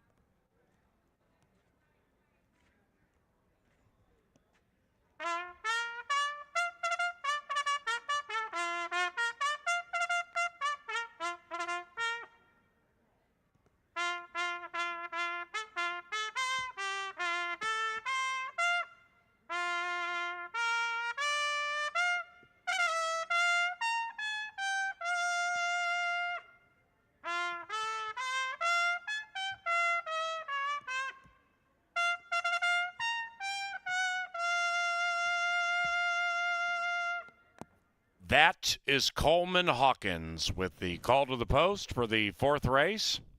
And Coleman brings them onto a good main track. We begin a pick 4 on races 4 through 7. Sands number 1, Texas Hold'em. That's the scratch to the gate in 6 minutes.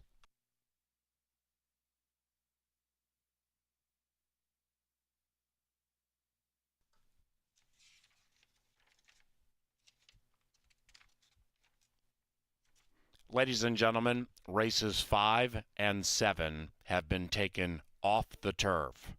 Races 5 and 7 off the turf. Now the 7th race becomes 1 mile on the main track. Races 5 and 7 are off the turf, and race 7 now goes to 1 mile.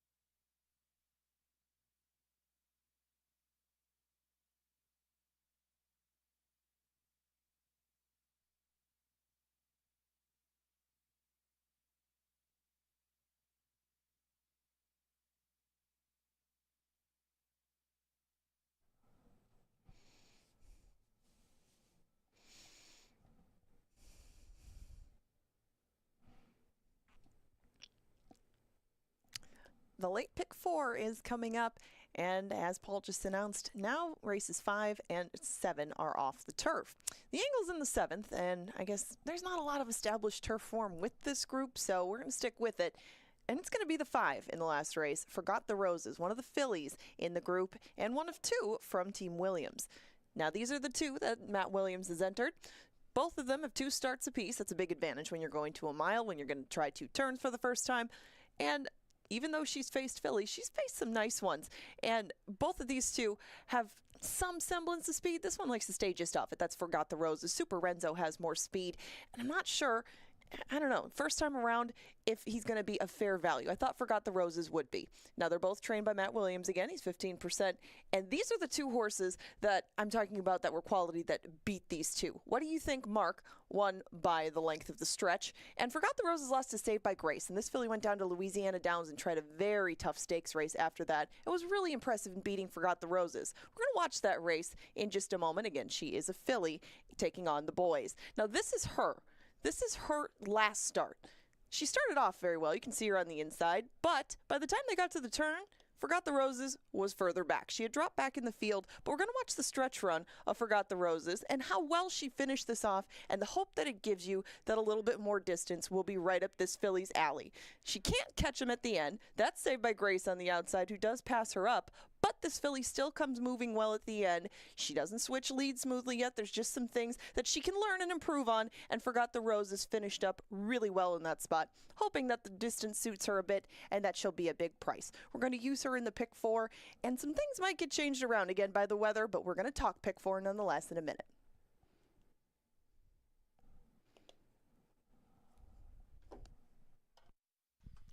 Ladies and gentlemen, a correction to an earlier announcement. Race number 7 indeed is off the turf, but given it is 2-year-olds racing, the distance is 6 1/2 furlongs. So race 7 on the main track, 6 1/2 furlongs.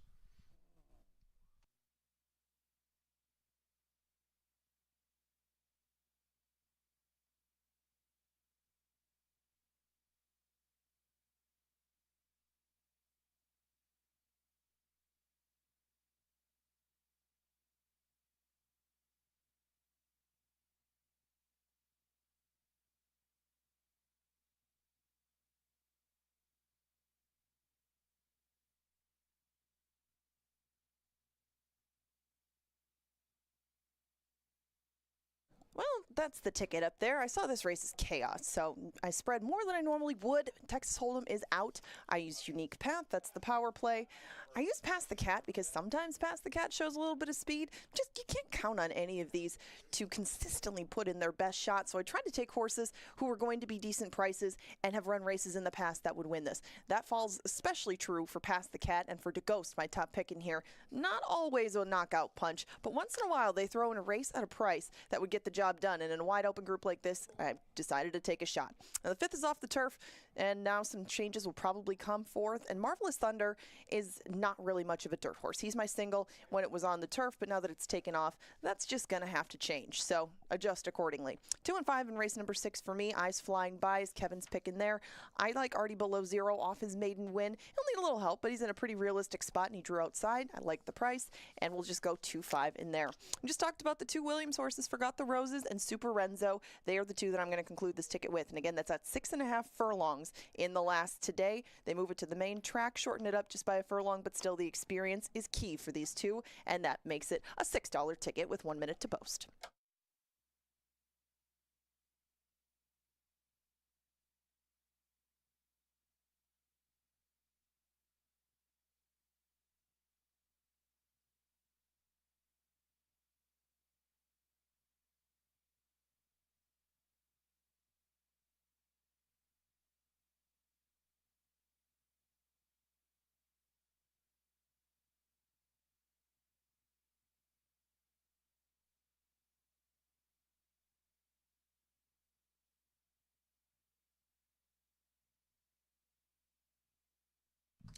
Ladies and gentlemen, a scratch in race 5 being announced for the first time. Race 5 is off the turf. The distance is okay. And scratch number 1, Call Me Q. Race 5, scratch number 1, Call Me Q. If you had that one in the pick 5 or the pick 4 that begins here, you automatically receive the starting favorite.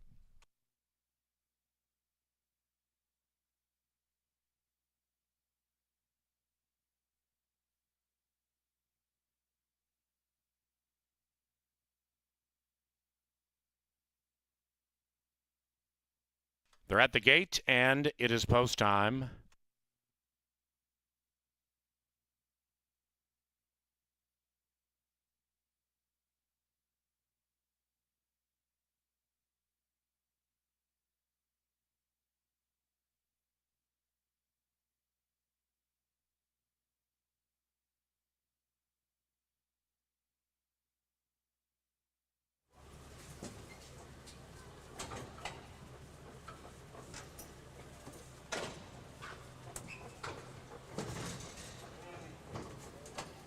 To back.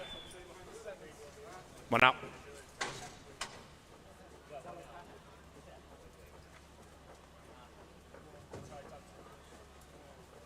Water to wine. And they're racing. Slow beginning for the Swayze Express, likewise for Public Opinion. And Unique Path takes the path that is that of speed and drifts out to path number 3, opening up by 1. Inside of that, Tiger Hunter is good to go. That one's to the inside of Harmon Killer Brew. Then we come back to DeGhost, tracking 4 lengths from the lead, and Unique Path leads it by 1.5. After that, Public Opinion is recovering, likewise for the Swayze Express. A 1 second last, and now they're rolling up on the inside and about to challenge for the lead. In fact, the Swayze Express now pushes Unique Path, and outside of that is Tiger Hunter. Right behind them is Public Opinion. Then it's 6 back to Pass the Cat, and the one in last is Water to Wine. 13 covers them into the far turn, and Unique Path runs away from the Swayze Express and had to work a bit to do it. Tiger Hunter is sticking to that one. After that, the Swayze Express ships all in on the outside. Beginning to sweep in is DeGhost to the outside of Harmon Killer Brew. Public Opinion, 8 out of it. Then we come to Pass the Cat, attempting to pass horses, and Water to Wine's not liking it, far out of it. Tiger Hunter, Unique Path, they're locked in battle battle as they head for home. Tiger Hunter to the outside of Unique Path. To go still 4 lengths out of it, in with a puncher's chance. Past the Cat's beginning to run on fast. Here comes Past the Cat, and Past the Cat passes them all. Past the Cat at 8-1, purring into the winner's circle. Past the Cat to go second, Unique Path third.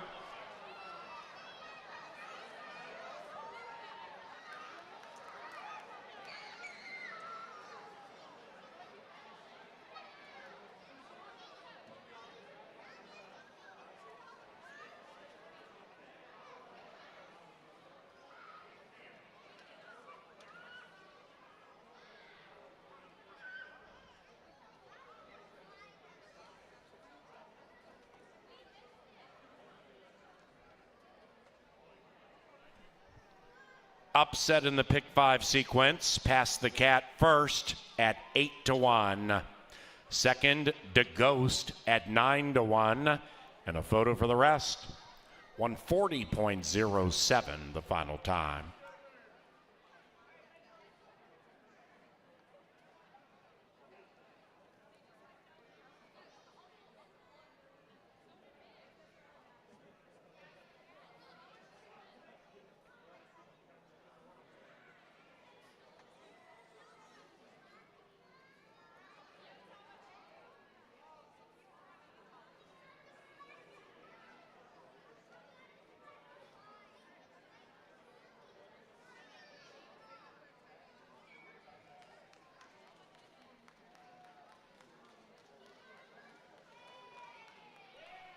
Past the Cat.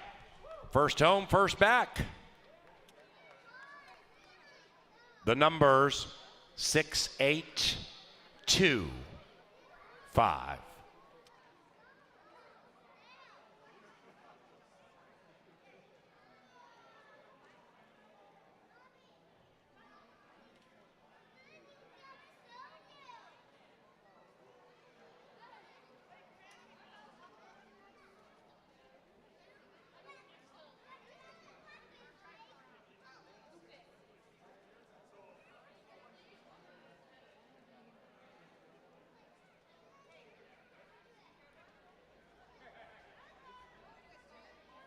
In the winner's circle, Past the Cat and Carlos Ulloa.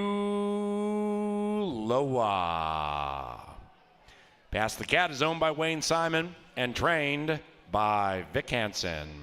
The winner is a 5-year-old bay gelding by Revolutionary from the forestry mare Sabella. Bred in Minnesota by Woodmere Farm.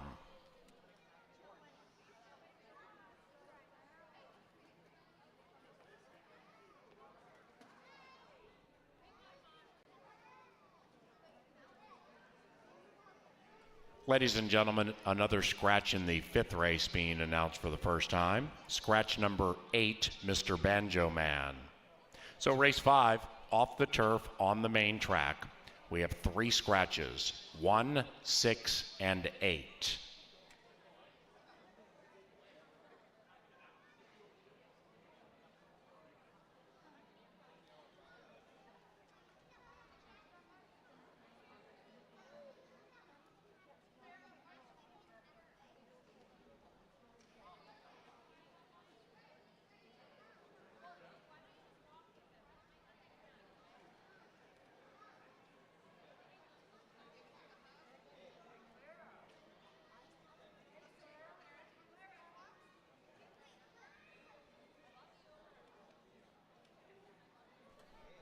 Race 4 official. The 10-cent superfecta, $173, 6825. Post time pick 4 paid $65.25. That's 6-8 exacta, $56.20. The trifecta paid $342.40. 50-cent trifecta, 682, $342.40. The 5th race off the turf, scratch numbers 1, 6, and 8. A reminder, numbers 1 and 8 were late scratches. So if you have those horses in your pick 5, you will receive the starting favorite.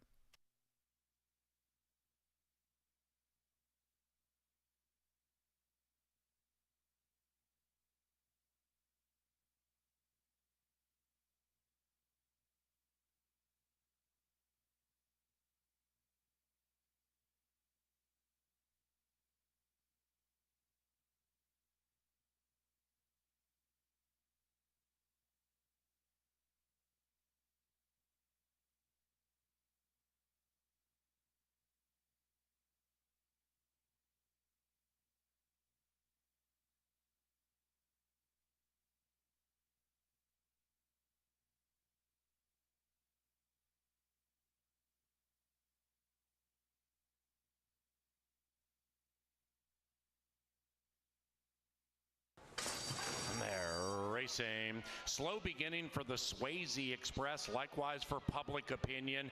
And Unique Path takes the path that is that of speed and drifts out to path number 3, opening up by 1. Inside of that, Tiger Hunter is good to go. That one's to the inside of Harmon Killer Brew. Then we come back to DeGhost, tracking 4 lengths from the lead, and Unique Path leads it by 1.5. After that, Public Opinion is recovering, likewise for the Swayze Express. A 1 second last, and now they're rolling up on the inside and about to challenge for the lead. In fact, the Swayze Express now pushes Unique Path, and outside of that is Tiger Hunter. Right behind them is Public Opinion. Then it's 6 back to Pass the Cat, and the one in last is Water to Wine.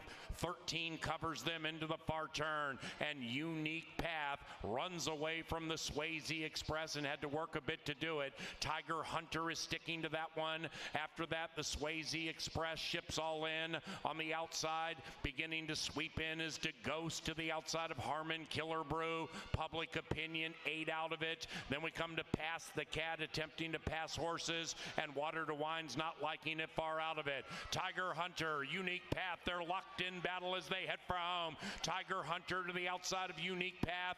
DeGhost still 4 lengths out of it, and with a puncher's chance. Pass the Cat's beginning to run on fast. Here comes Pass the Cat, and Pass the Cat passes them all. Pass the Cat at 8-1, purring into the winner's circle. Pass the Cat to go second, Unique Path third.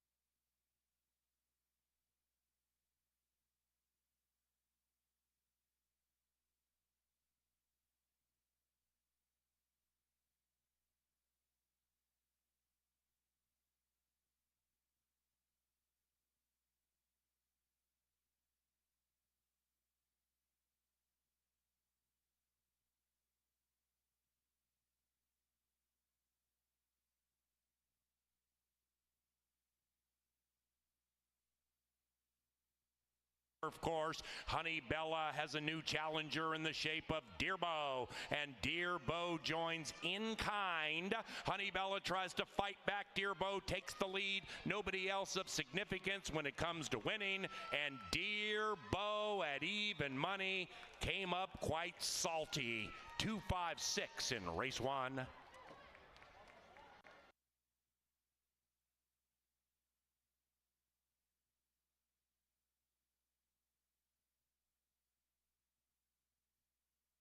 Now they come splashing down the Canterbury Park stretch. Silent Sailor roused to command. Mr. Insensitive rolling into second to the outside, and Como Stas heading back to the barn. But this is Silent Sailor and Adamar Santos winning it spotless. Cap to boot.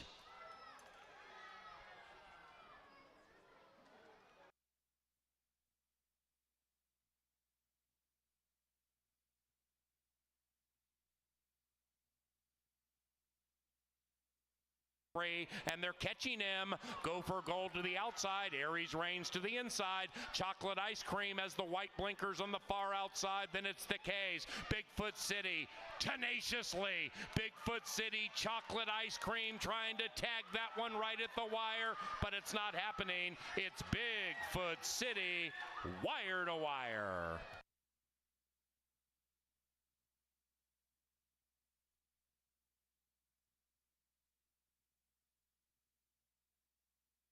To go still 4 lengths out of it, in with a puncher's chance. Past the Cat's beginning to run on fast. Here comes Past the Cat, and Past the Cat passes them all. Past the Cat at 8-1, purring into the winner's circle. Past the Cat to go second, Unique Path third.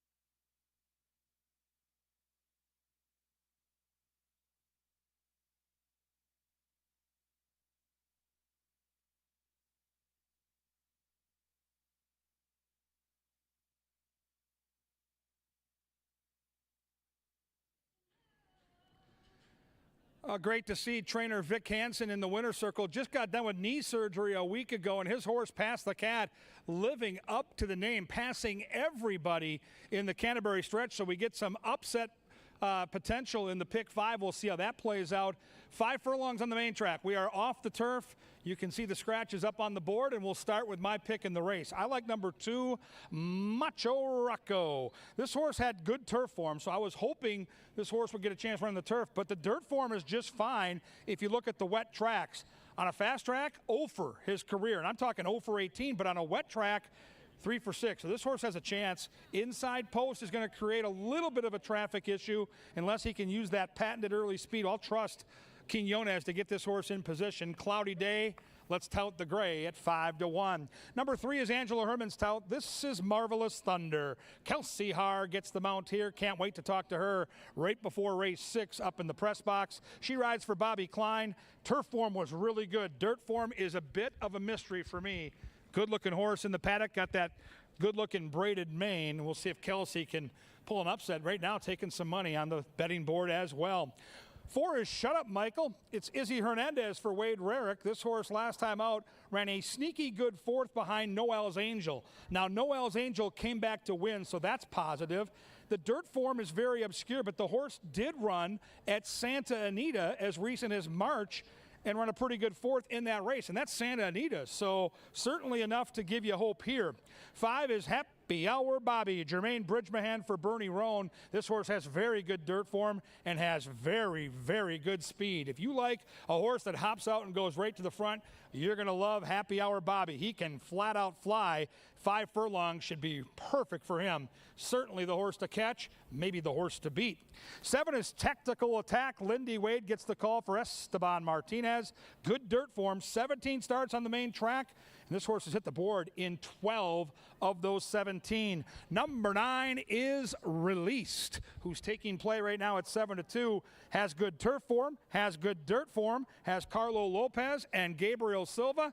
And of all the horses in the paddock, to me, this one looks the best physically. Really seems to be enjoying this rainy Sunday afternoon in Shakopee. You can tell by looking at the betting board, the bettors have no idea where to go. Wide open in the wagering, anywhere from 5-2 on the low end up to 5-1 on the high end, which means if you can hit the exacta or trifecta, you could get paid here because there's no big 1-2 favorite to worry about. It's wide open. We're on the main track. We're off the turf the rest of the afternoon, and we're ready for race number 5. They'll be at the gate inside 10 minutes. Good luck, and get your wagers in now.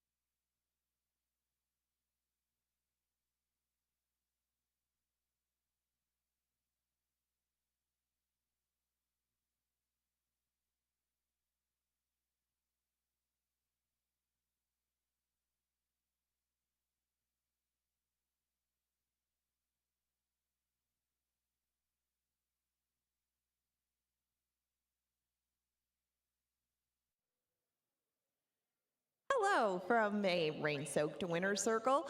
It's time to talk a little bit about concerts that are coming up here at Canterbury. We're going to play Finish the Lyric today. We've only got a couple of concerts left, but one of them is Randy Houser. And who do I have playing with me today to try to win some pit passes to that concert? Yeah, Chris Hansen from Chaska. And Chris, I've heard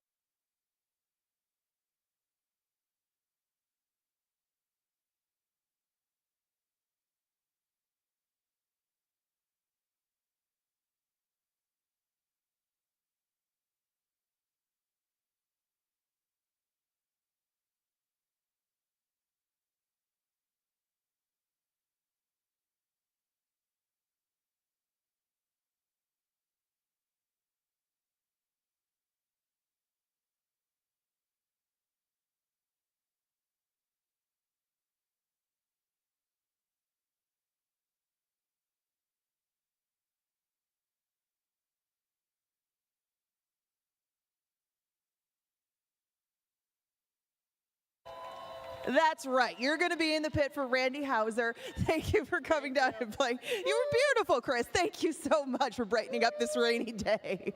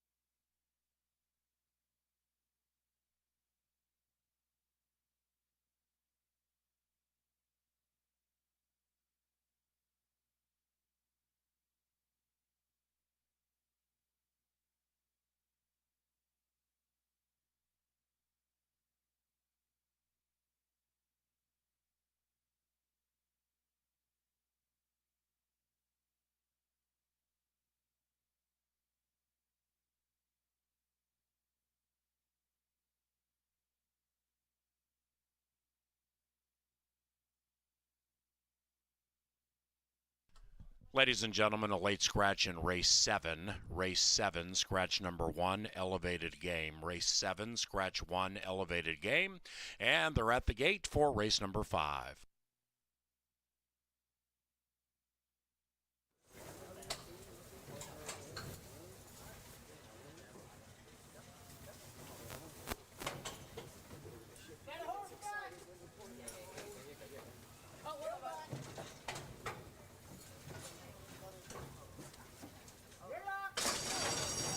And they're racing, and they splash out of the gate splendidly. And on the lead is Macho Rocco, that pretty gray to the inside with terrific early speed. Happy Hour, Bobby's up and at him. Then we come to Tactical Attack on the 3 wide side. Macho Rocco wins the run into the first turn. After that, Released is beginning to release a run 4 wide. And behind the leaders is Marvelous Thunder. That one is about 5 clear from Shut Up, Michael. The Irish is in last. And round about the quarter pole, they're chasing the white one. It is Macho Rocco. And Macho Rocco bet down to 2-1, still has the lead. Here comes Released with a rush to the outside. And Released at 2-1 joins Macho Rocco. Inside is Marvelous Thunder. Released. Macho Rocco sticks out the neck gamely and says no. Macho Rocco, macho indeed.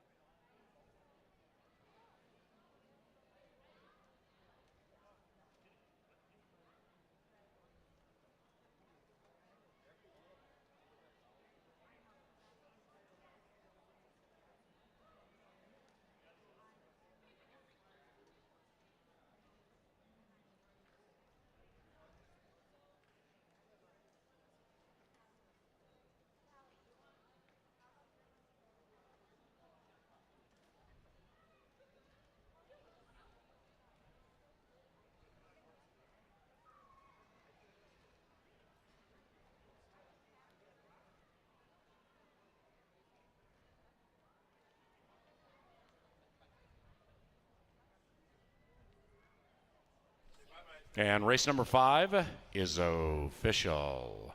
2937.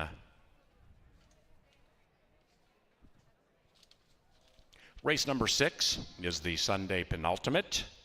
No scratches, no rider changes to begin Dr. Dan's late double.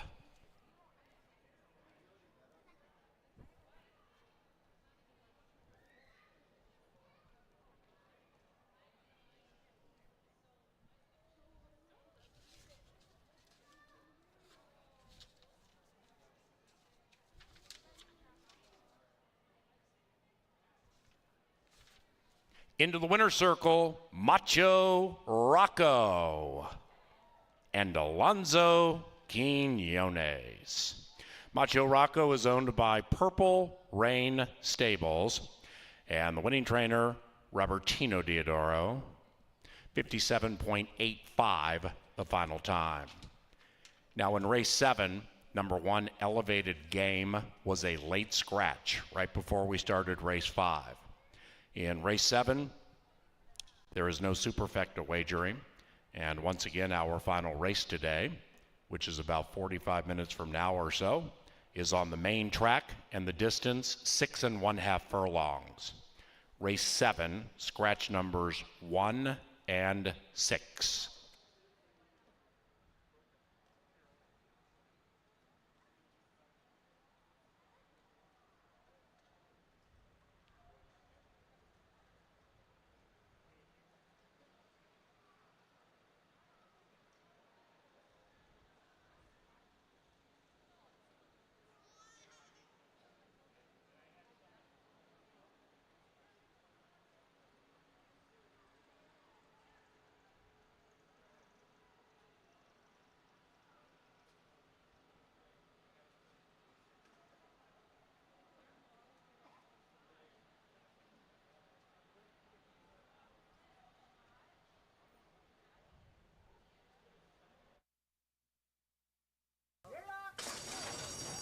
And they're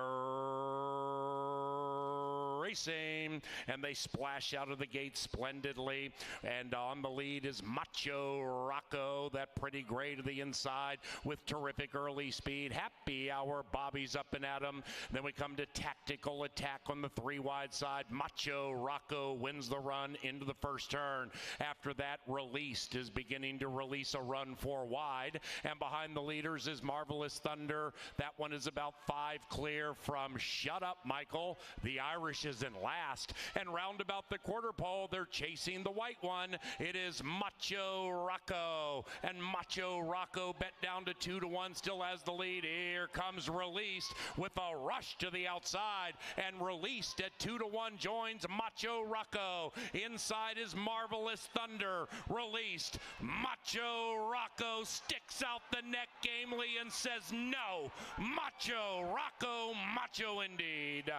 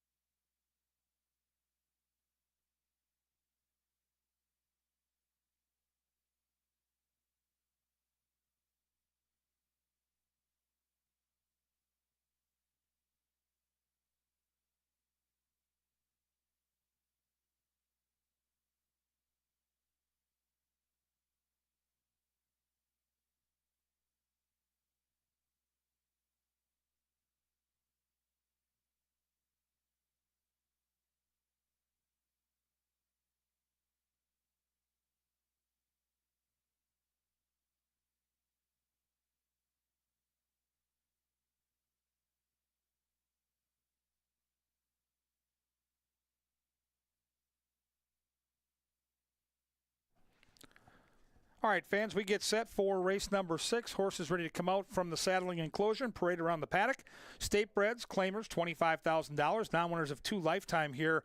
Traveling 6 furlongs in a very competitive field of 5. Let's take a look at the field from the inside out. We'll start with number 1, Smart Oxy. Alonso Quinones gets the call for Jerry Livingston. The trainer's got the inside 2 horses. Now, this one horse has been racing on the turf all season long and been fairly competitive, especially showing speed throughout about half or 3/4 of those races. So I like the shorter trip here, and I actually like this horse moving to the dirt, especially when the dirt is wet. Tomlinson figure up over 440 for a wet track. And remember that Oxbow, his daddy, won the Preakness on a wet track at Pimlico that day. So that's very encouraging for Smart Oxy. My pick in the race, though, is the other Livingston horse. I'm going to try the 2, Eyes Flying By. Izzy Hernandez gets the call here. 9 starts at Canterbury, 7 for 9 in the trifecta, has good early speed. And I think speed's a good thing on a wet track. I think he might be the controlling speed. And I've got a jockey that knows what to do when he gets out there. So I'll look for Eyes Flying By to go flag fall to That's All. The 3 is Big Boy McCoy for the Sweer gang. Derby Glass looking for her first win at Canterbury. Sneaky horse here, 3rd time off the bench. Was very competitive in that Burning Leaves race that was won by Sam Says. Both the 2, 3, and 4 all coming out of that race. So Big Boy McCoy, maybe a long shot look. 4 is absolutely the horse to beat. It's Joel Burnt, who just celebrated 1,000 wins as a trainer. You get Luis Valenzuela. You get a horse that was right there last time at this level, missed by half a length. Will be rolling late, should get a trip from just off the pace, and looks very, very good in the paddock. 5 is Angela's Tout. This is Artie Below Zero. Adamar Santos gets the call for Larry Donlin. Love the outside attack post. Love a horse that's sharp right now. And the 5 horse is a young, lightly raced horse. He's 4 years old, only raced 3 times, and comes off a career best effort last time. We'll see if the horse can continue to progress as you get a good look at Burning Leaves, who I mentioned earlier makes such a nice impression in the paddock. Very balanced here from top to bottom. Yes, the 4 horse is the horse to beat. I happen to think there is some value in this race. It's the late daily double. Don't forget, race 7 now off the turf. The 2-year-olds are going to go 6.5 on the main track on the back end of this daily double. These are Minnesota breds. They're traveling 6 furlongs, and very soon, after the horses come on the track and we get to our post parade, we will be joined by Kelsey Haar, and we're going to go behind the scenes and take you through a mount she had yesterday with a GoPro camera. She's going to take us behind the curtain, so to speak. We're going to learn a lot, and it's going to be phenomenal. So Kelsey Haar coming up in about 3 or 4 minutes. Right now, though, it's time to get your bets in and get ready for race number 6 right out here at beautiful Canterbury Park.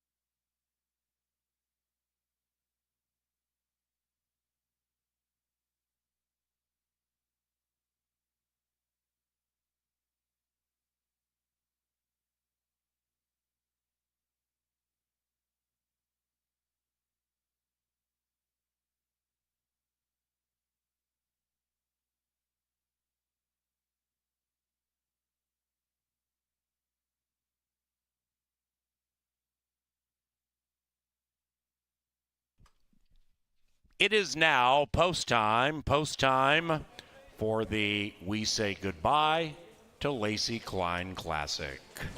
Burning Leaves, even money and favored. Big Boy McCoy goes in. Burning Leaves. That's the favorite at 4-5 on the good going. And Artie Below Zero is the last in line.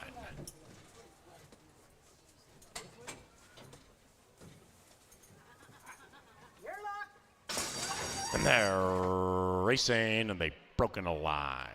Smart Oxy with Smart Speed, likewise for Eyes Flying By. And that one grabs the lead to the inside of Big Boy McCoy. Artie Below Zero outside of them. Smart Oxy outbroke the field, but now is 5 out of it. And to the inside of the favored Burning Leaves. So the 5 head into the far turn, and they have 4 to go, and they're chasing the 2.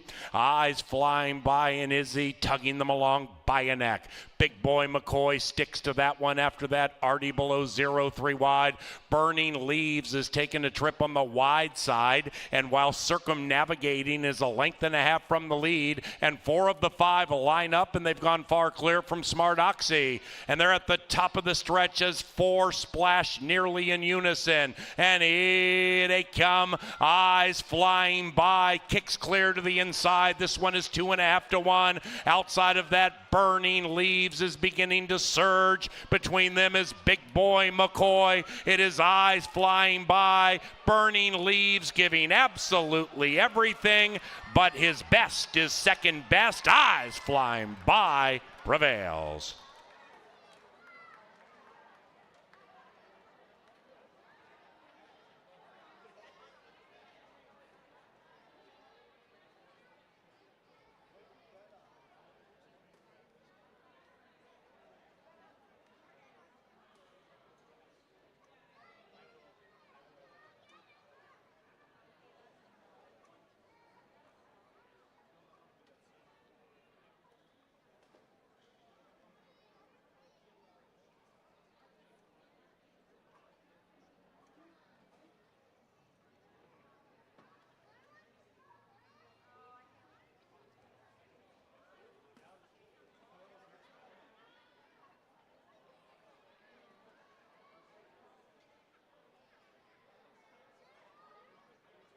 Number 2, Eyes Flying By, ran first. It is 2-4, 3-5, and it's not official. The final time, 110.04.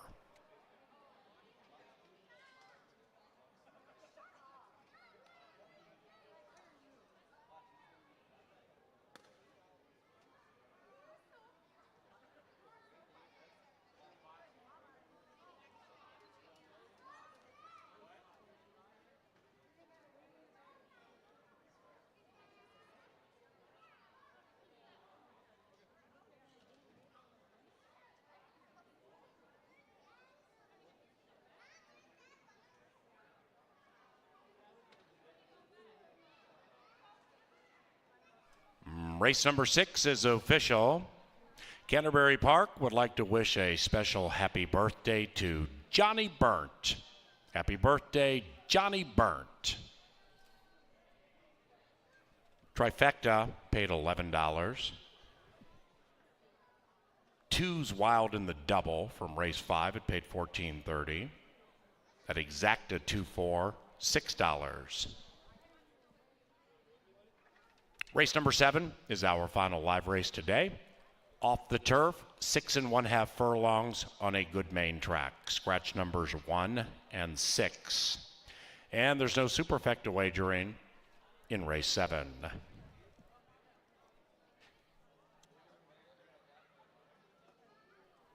Into the winner's circle, it's Eyes Flying By and Israel Hernandez.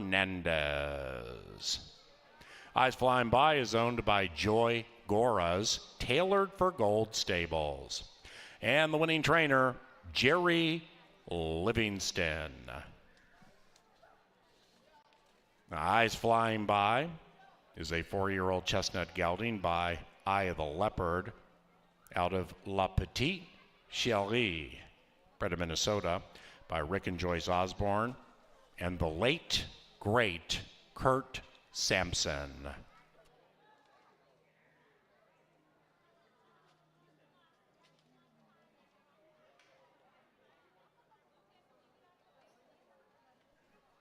Race 7 is courtesy of Atomic Data. We also thank JTR Roofing, Think Minnesota Realty, and Turtles Bar and Grill.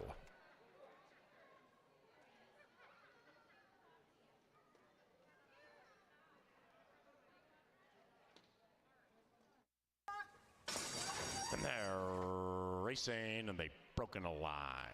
Smart Oxy with Smart Speed, likewise for Eyes Flying By. And that one grabs the lead to the inside of Big Boy McCoy. Artie below 0 outside of them. Smart Oxy outbroke the field, but now is 5 out of it. And to the inside of the favored Burning Leaves. So the 5 head into the far turn, and they have 4 to go, and they're chasing the 2. Eyes Flying By and Izzy tugging them along by a neck. Big Boy McCoy sticks to that one. After that, Artie below 0, 3 wide.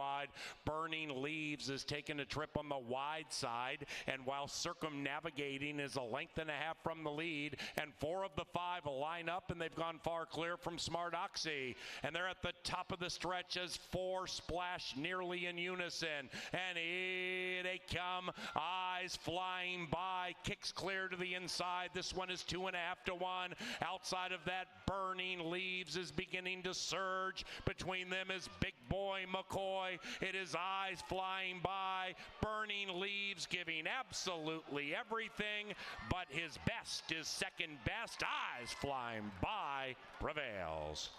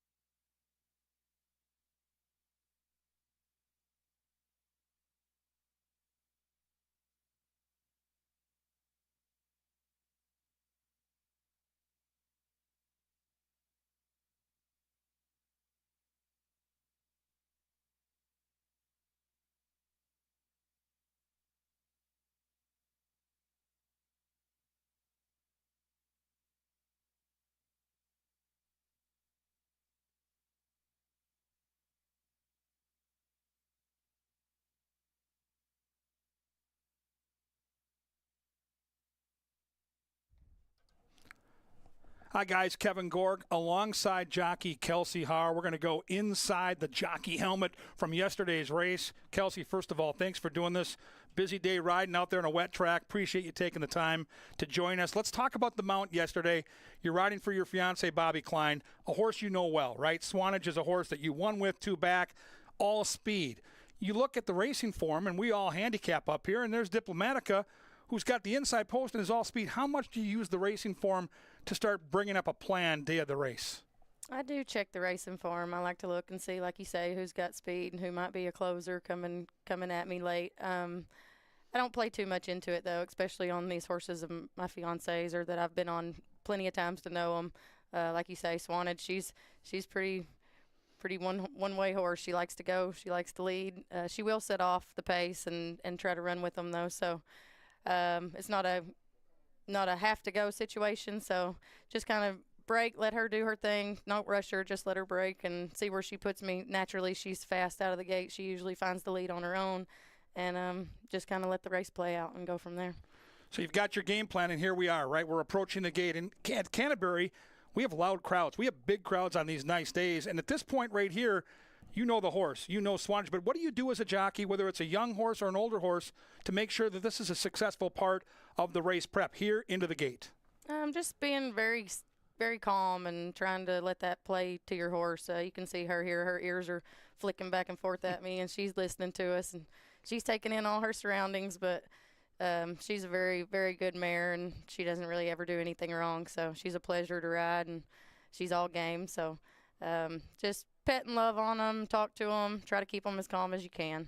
Now we're in the gate, so now this is a critical part. You've got a speed horse. You've got that favorite to the inside, and, boy, you broke like a rocket. Now what's the strategy as you watch the race kind of unfold here through your jockey ham? Well, actually, usually right now she's clearing off of them, and we're getting to slow them down at this point. Usually she's a little speedier out of there. These horses yesterday, or I think it was yesterday. Yep. They're quick. So right now, knowing I can't go with him the whole way. I've got to kind of sit where I'm at and let my horse find her stride. And if I try to push up there and get the lead, mine's going to burn up too fast. So I kind of know that with her and just hang here off of him. We see your view here, but how much are you aware of the horses that are behind you? Is there talking between jockeys? Hey, I'm coming up the inside. Hey, I'm on your outside. Because you don't have a rear view mirror. You're not driving a car here. You're riding a horse. For sure. Yeah, no, the rear view would be nice. But as now you start to hear them for sure. A little further back, maybe not so much. But right now you're hearing those horses off of you, and you're feeling them. And Swanage, she's such a nice mare. She feels them. She knows they're there, and she kind of does a lot of work on her own. And yeah, she's taking off now and trying to go with this one. And like I said, these some nice horses. You hear Harry there. He's I hear Harry. I do. I hear him kind of going, yeah. Okay, so now you've made this big move, all right? We're to the top of the stretch, and we're going to stop it right here. It looks clearly right now like Diplomatic has got your measure. How do you, as a jockey, now ride for a placing? Just keep trying, man. A lot of times it's easy to lose your heart right there. The horses do it, and people are the same. It's hard to stay down and keep riding right there. But when you go home to the trainer at night, you better keep your head down and keep riding, because second and third, that money's a lot different. So just stay busy, and hopefully your horse stays busy with you. That's the biggest part. Swanage, she's awesome. She's game all the way to the wire every time. She never tries to fold, so she's a fun one to ride. Okay, so now we're deep into the stretch. Golden Gopher's actually going to come split horses here, but you still have a great chance to get a top 3 placing. So even though we're going to see this horse come right through on your inside, I know. That doesn't change your strategy at all. No, at this point, there's not really much I could have done. Hindsight, a couple strides back up before the turn, I wish I could have shut that off where he couldn't have had such an easy straight shot up through there, and he would have had to alter course and go around us. But at the end of the day, my horse, she ran hard, and can't be mad at her. So we didn't hear a lot of talking out there, but I know better because I've been down on the rail. I've watched you guys ride, and I've heard the chirping. In that jocks room, who is the most notorious chirper during a race? Probably Harry. He's got that big smile too, right? Yeah, he's a talker. You hear Harry when he's around. And I think what gets lost in the shuffle, we know that every day you guys are out riding horses. You're going 35, 40 miles an hour, risking your lives for entertainment. But the part behind the scenes that I always am fascinated with is the family life. You ride for your fiance. You've got your daughter here that's 11 years old. LJ Lacey, come on in here. We've got a little spot for you right in the middle. And you've got a balance of life where you ride all winter in Arkansas, which is home, and you come up to Canterbury all summer and play around for her in the off-season. But now school starts, and she's got to get back to school tonight. How does that work?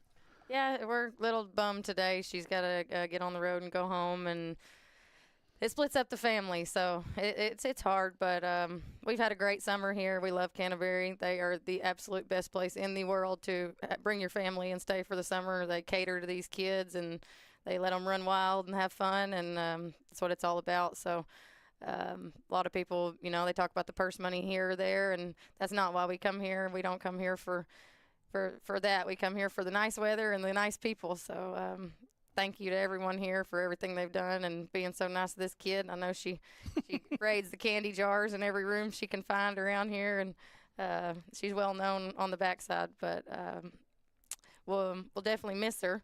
Yeah, we will. She's always, honestly, you always see her downstairs, like you said. In the photog room here at Canterbury, there's a big, giant basket of Jolly Ranchers and all your favorite candy, and all the kids that run around during race night know where it is. Good luck to you, young lady, getting back to school. I know you're going to have a great time, and I know Mom will be there soon, and we really appreciate, Kelsey, you coming up, taking time on your work day to share that video and share that story with us of a horse race yesterday where you rode and ran a great third on Swanage. So God bless your family, and good luck to you, young lady, as you enter junior high. Thank you. That's Kelsey Haar, guys.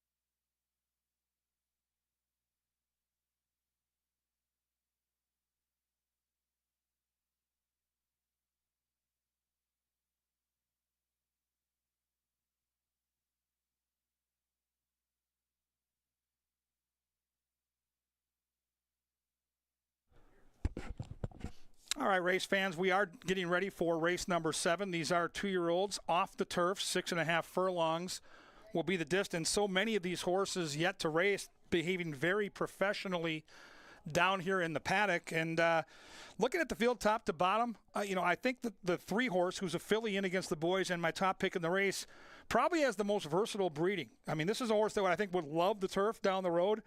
The Catholic Boy breeding, though, takes me to some dirt routes, and specifically the Travers Stakes at Saratoga, where Catholic Boy was victorious at a big price. There's a good look at 7, Super Renzo. I think this horse really benefits from the race being off the turf.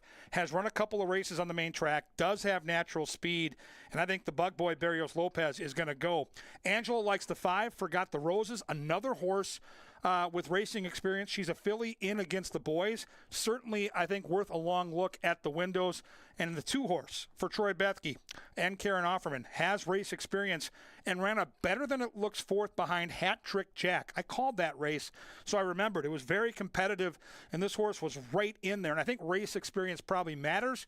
And at 6.5 furlongs, I think that really opens up this race. If this was a route race on the turf, might have been a little more difficult, but now that we're on the main track and we're sprinting, I think the horses with race experience probably have a pretty good size advantage. It's race number 7. It's the lucky last, but the beauty of Canterbury is the racing never ends. If you head to the 3rd floor on this rainy day, it's a horse book, and you can bet races from across the country. The West Virginia Derby is tonight. Yes, the 3-year-olds, some of those horses on the Derby Trail will be running, and don't forget about Del Mar, where the surf meets the turf. They're racing tonight as well. The casino on the main level has air conditioning, food and beverage service at your table, and all kinds of cool games like Texas Hold'em, Blackjack, and Pai Gow. Race number 7, they head to the gate. 2-year-olds, many making their racing debut. Get your bets in now. Watch and wager and truly be a part of history. We're back Wednesday and Thursday at 5 p.m. Enjoy.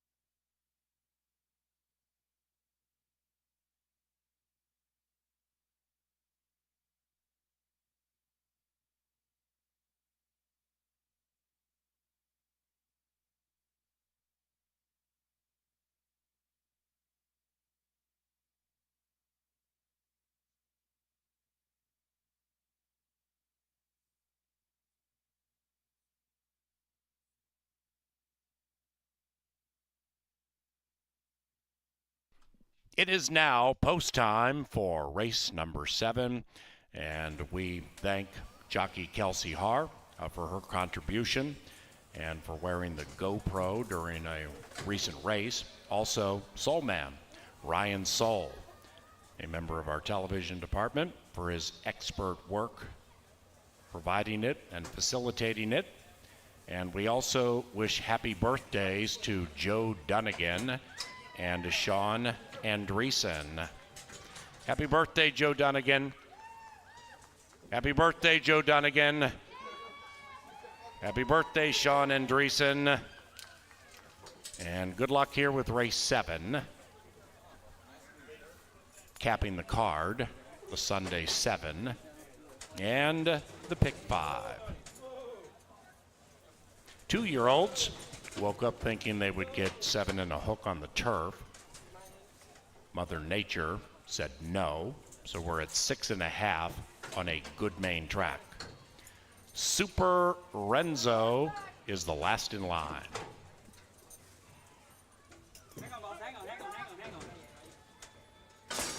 And they're racing.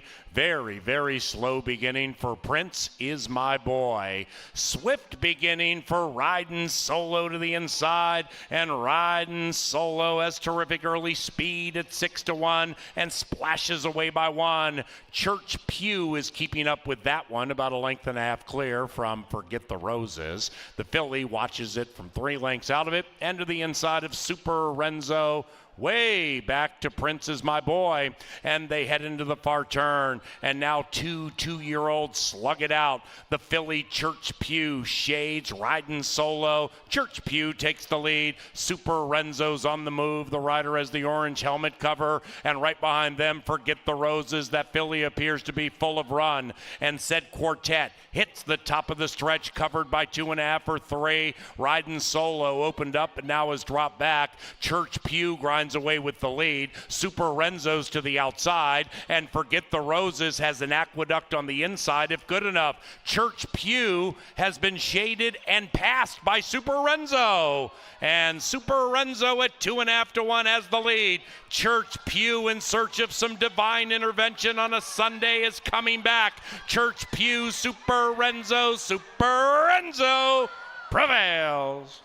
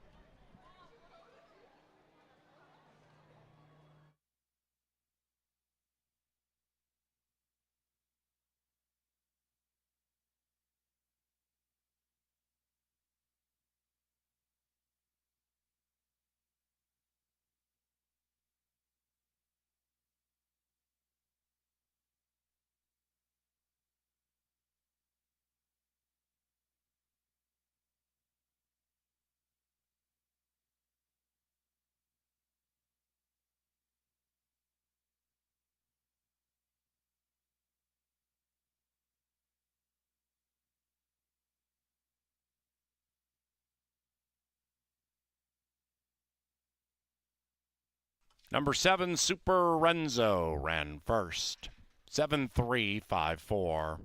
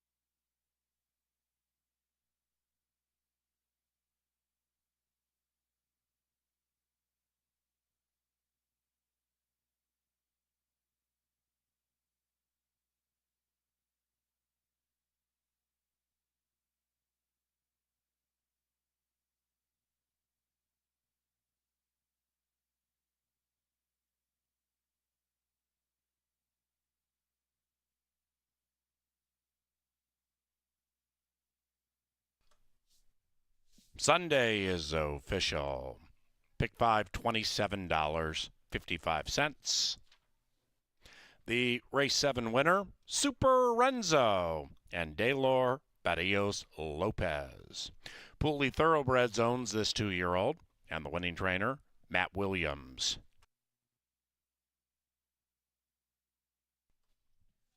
Ladies and gentlemen, racing resumes at Canterbury Wednesday at 5 o'clock. Don't forget our website, canterburypark.com, for everything we do on and off the track. Otherwise, if you are leaving Shakopee, please drive safely.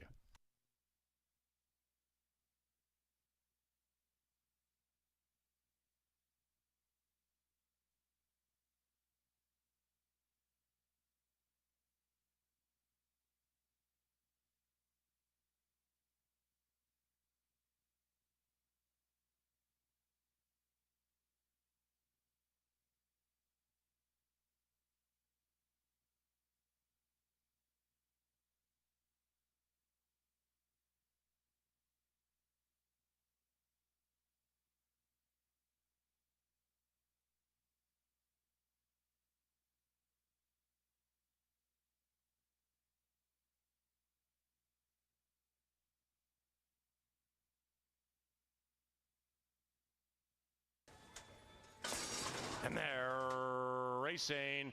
Very, very slow beginning for Prince Is My Boy. Swift beginning for Riding Solo to the inside. And Riding Solo has terrific early speed at 6-1 and splashes away by 1. Church Pew is keeping up with that one, about a length and a half clear from Forget the Roses. The filly watches it from 3 lengths out of it and to the inside of Super Renzo. Way back to Prince Is My Boy, and they head into the far turn, and now 2-year-olds slug it out. The filly Church Pew shades Riding Solo. Church Pew takes the lead. Super Renzo's on the move. The rider has the orange helmet cover, and right behind them, Forget the Roses. That filly appears to be full of run, and said Quartet hits the top of the stretch, covered by 2.5 or 3. Riding Solo opened up and now has dropped back. Church Pew grinds away with the lead. Super Renzo's to the outside, and Forget the Roses has an aqueduct on the inside if good enough. Church Pew has been shaded and passed by Super Renzo, and Super Renzo at 2.5-1 has the lead. Church Pew, in search of some divine intervention on a Sunday, is coming back. Church Pew, Super Renzo prevails.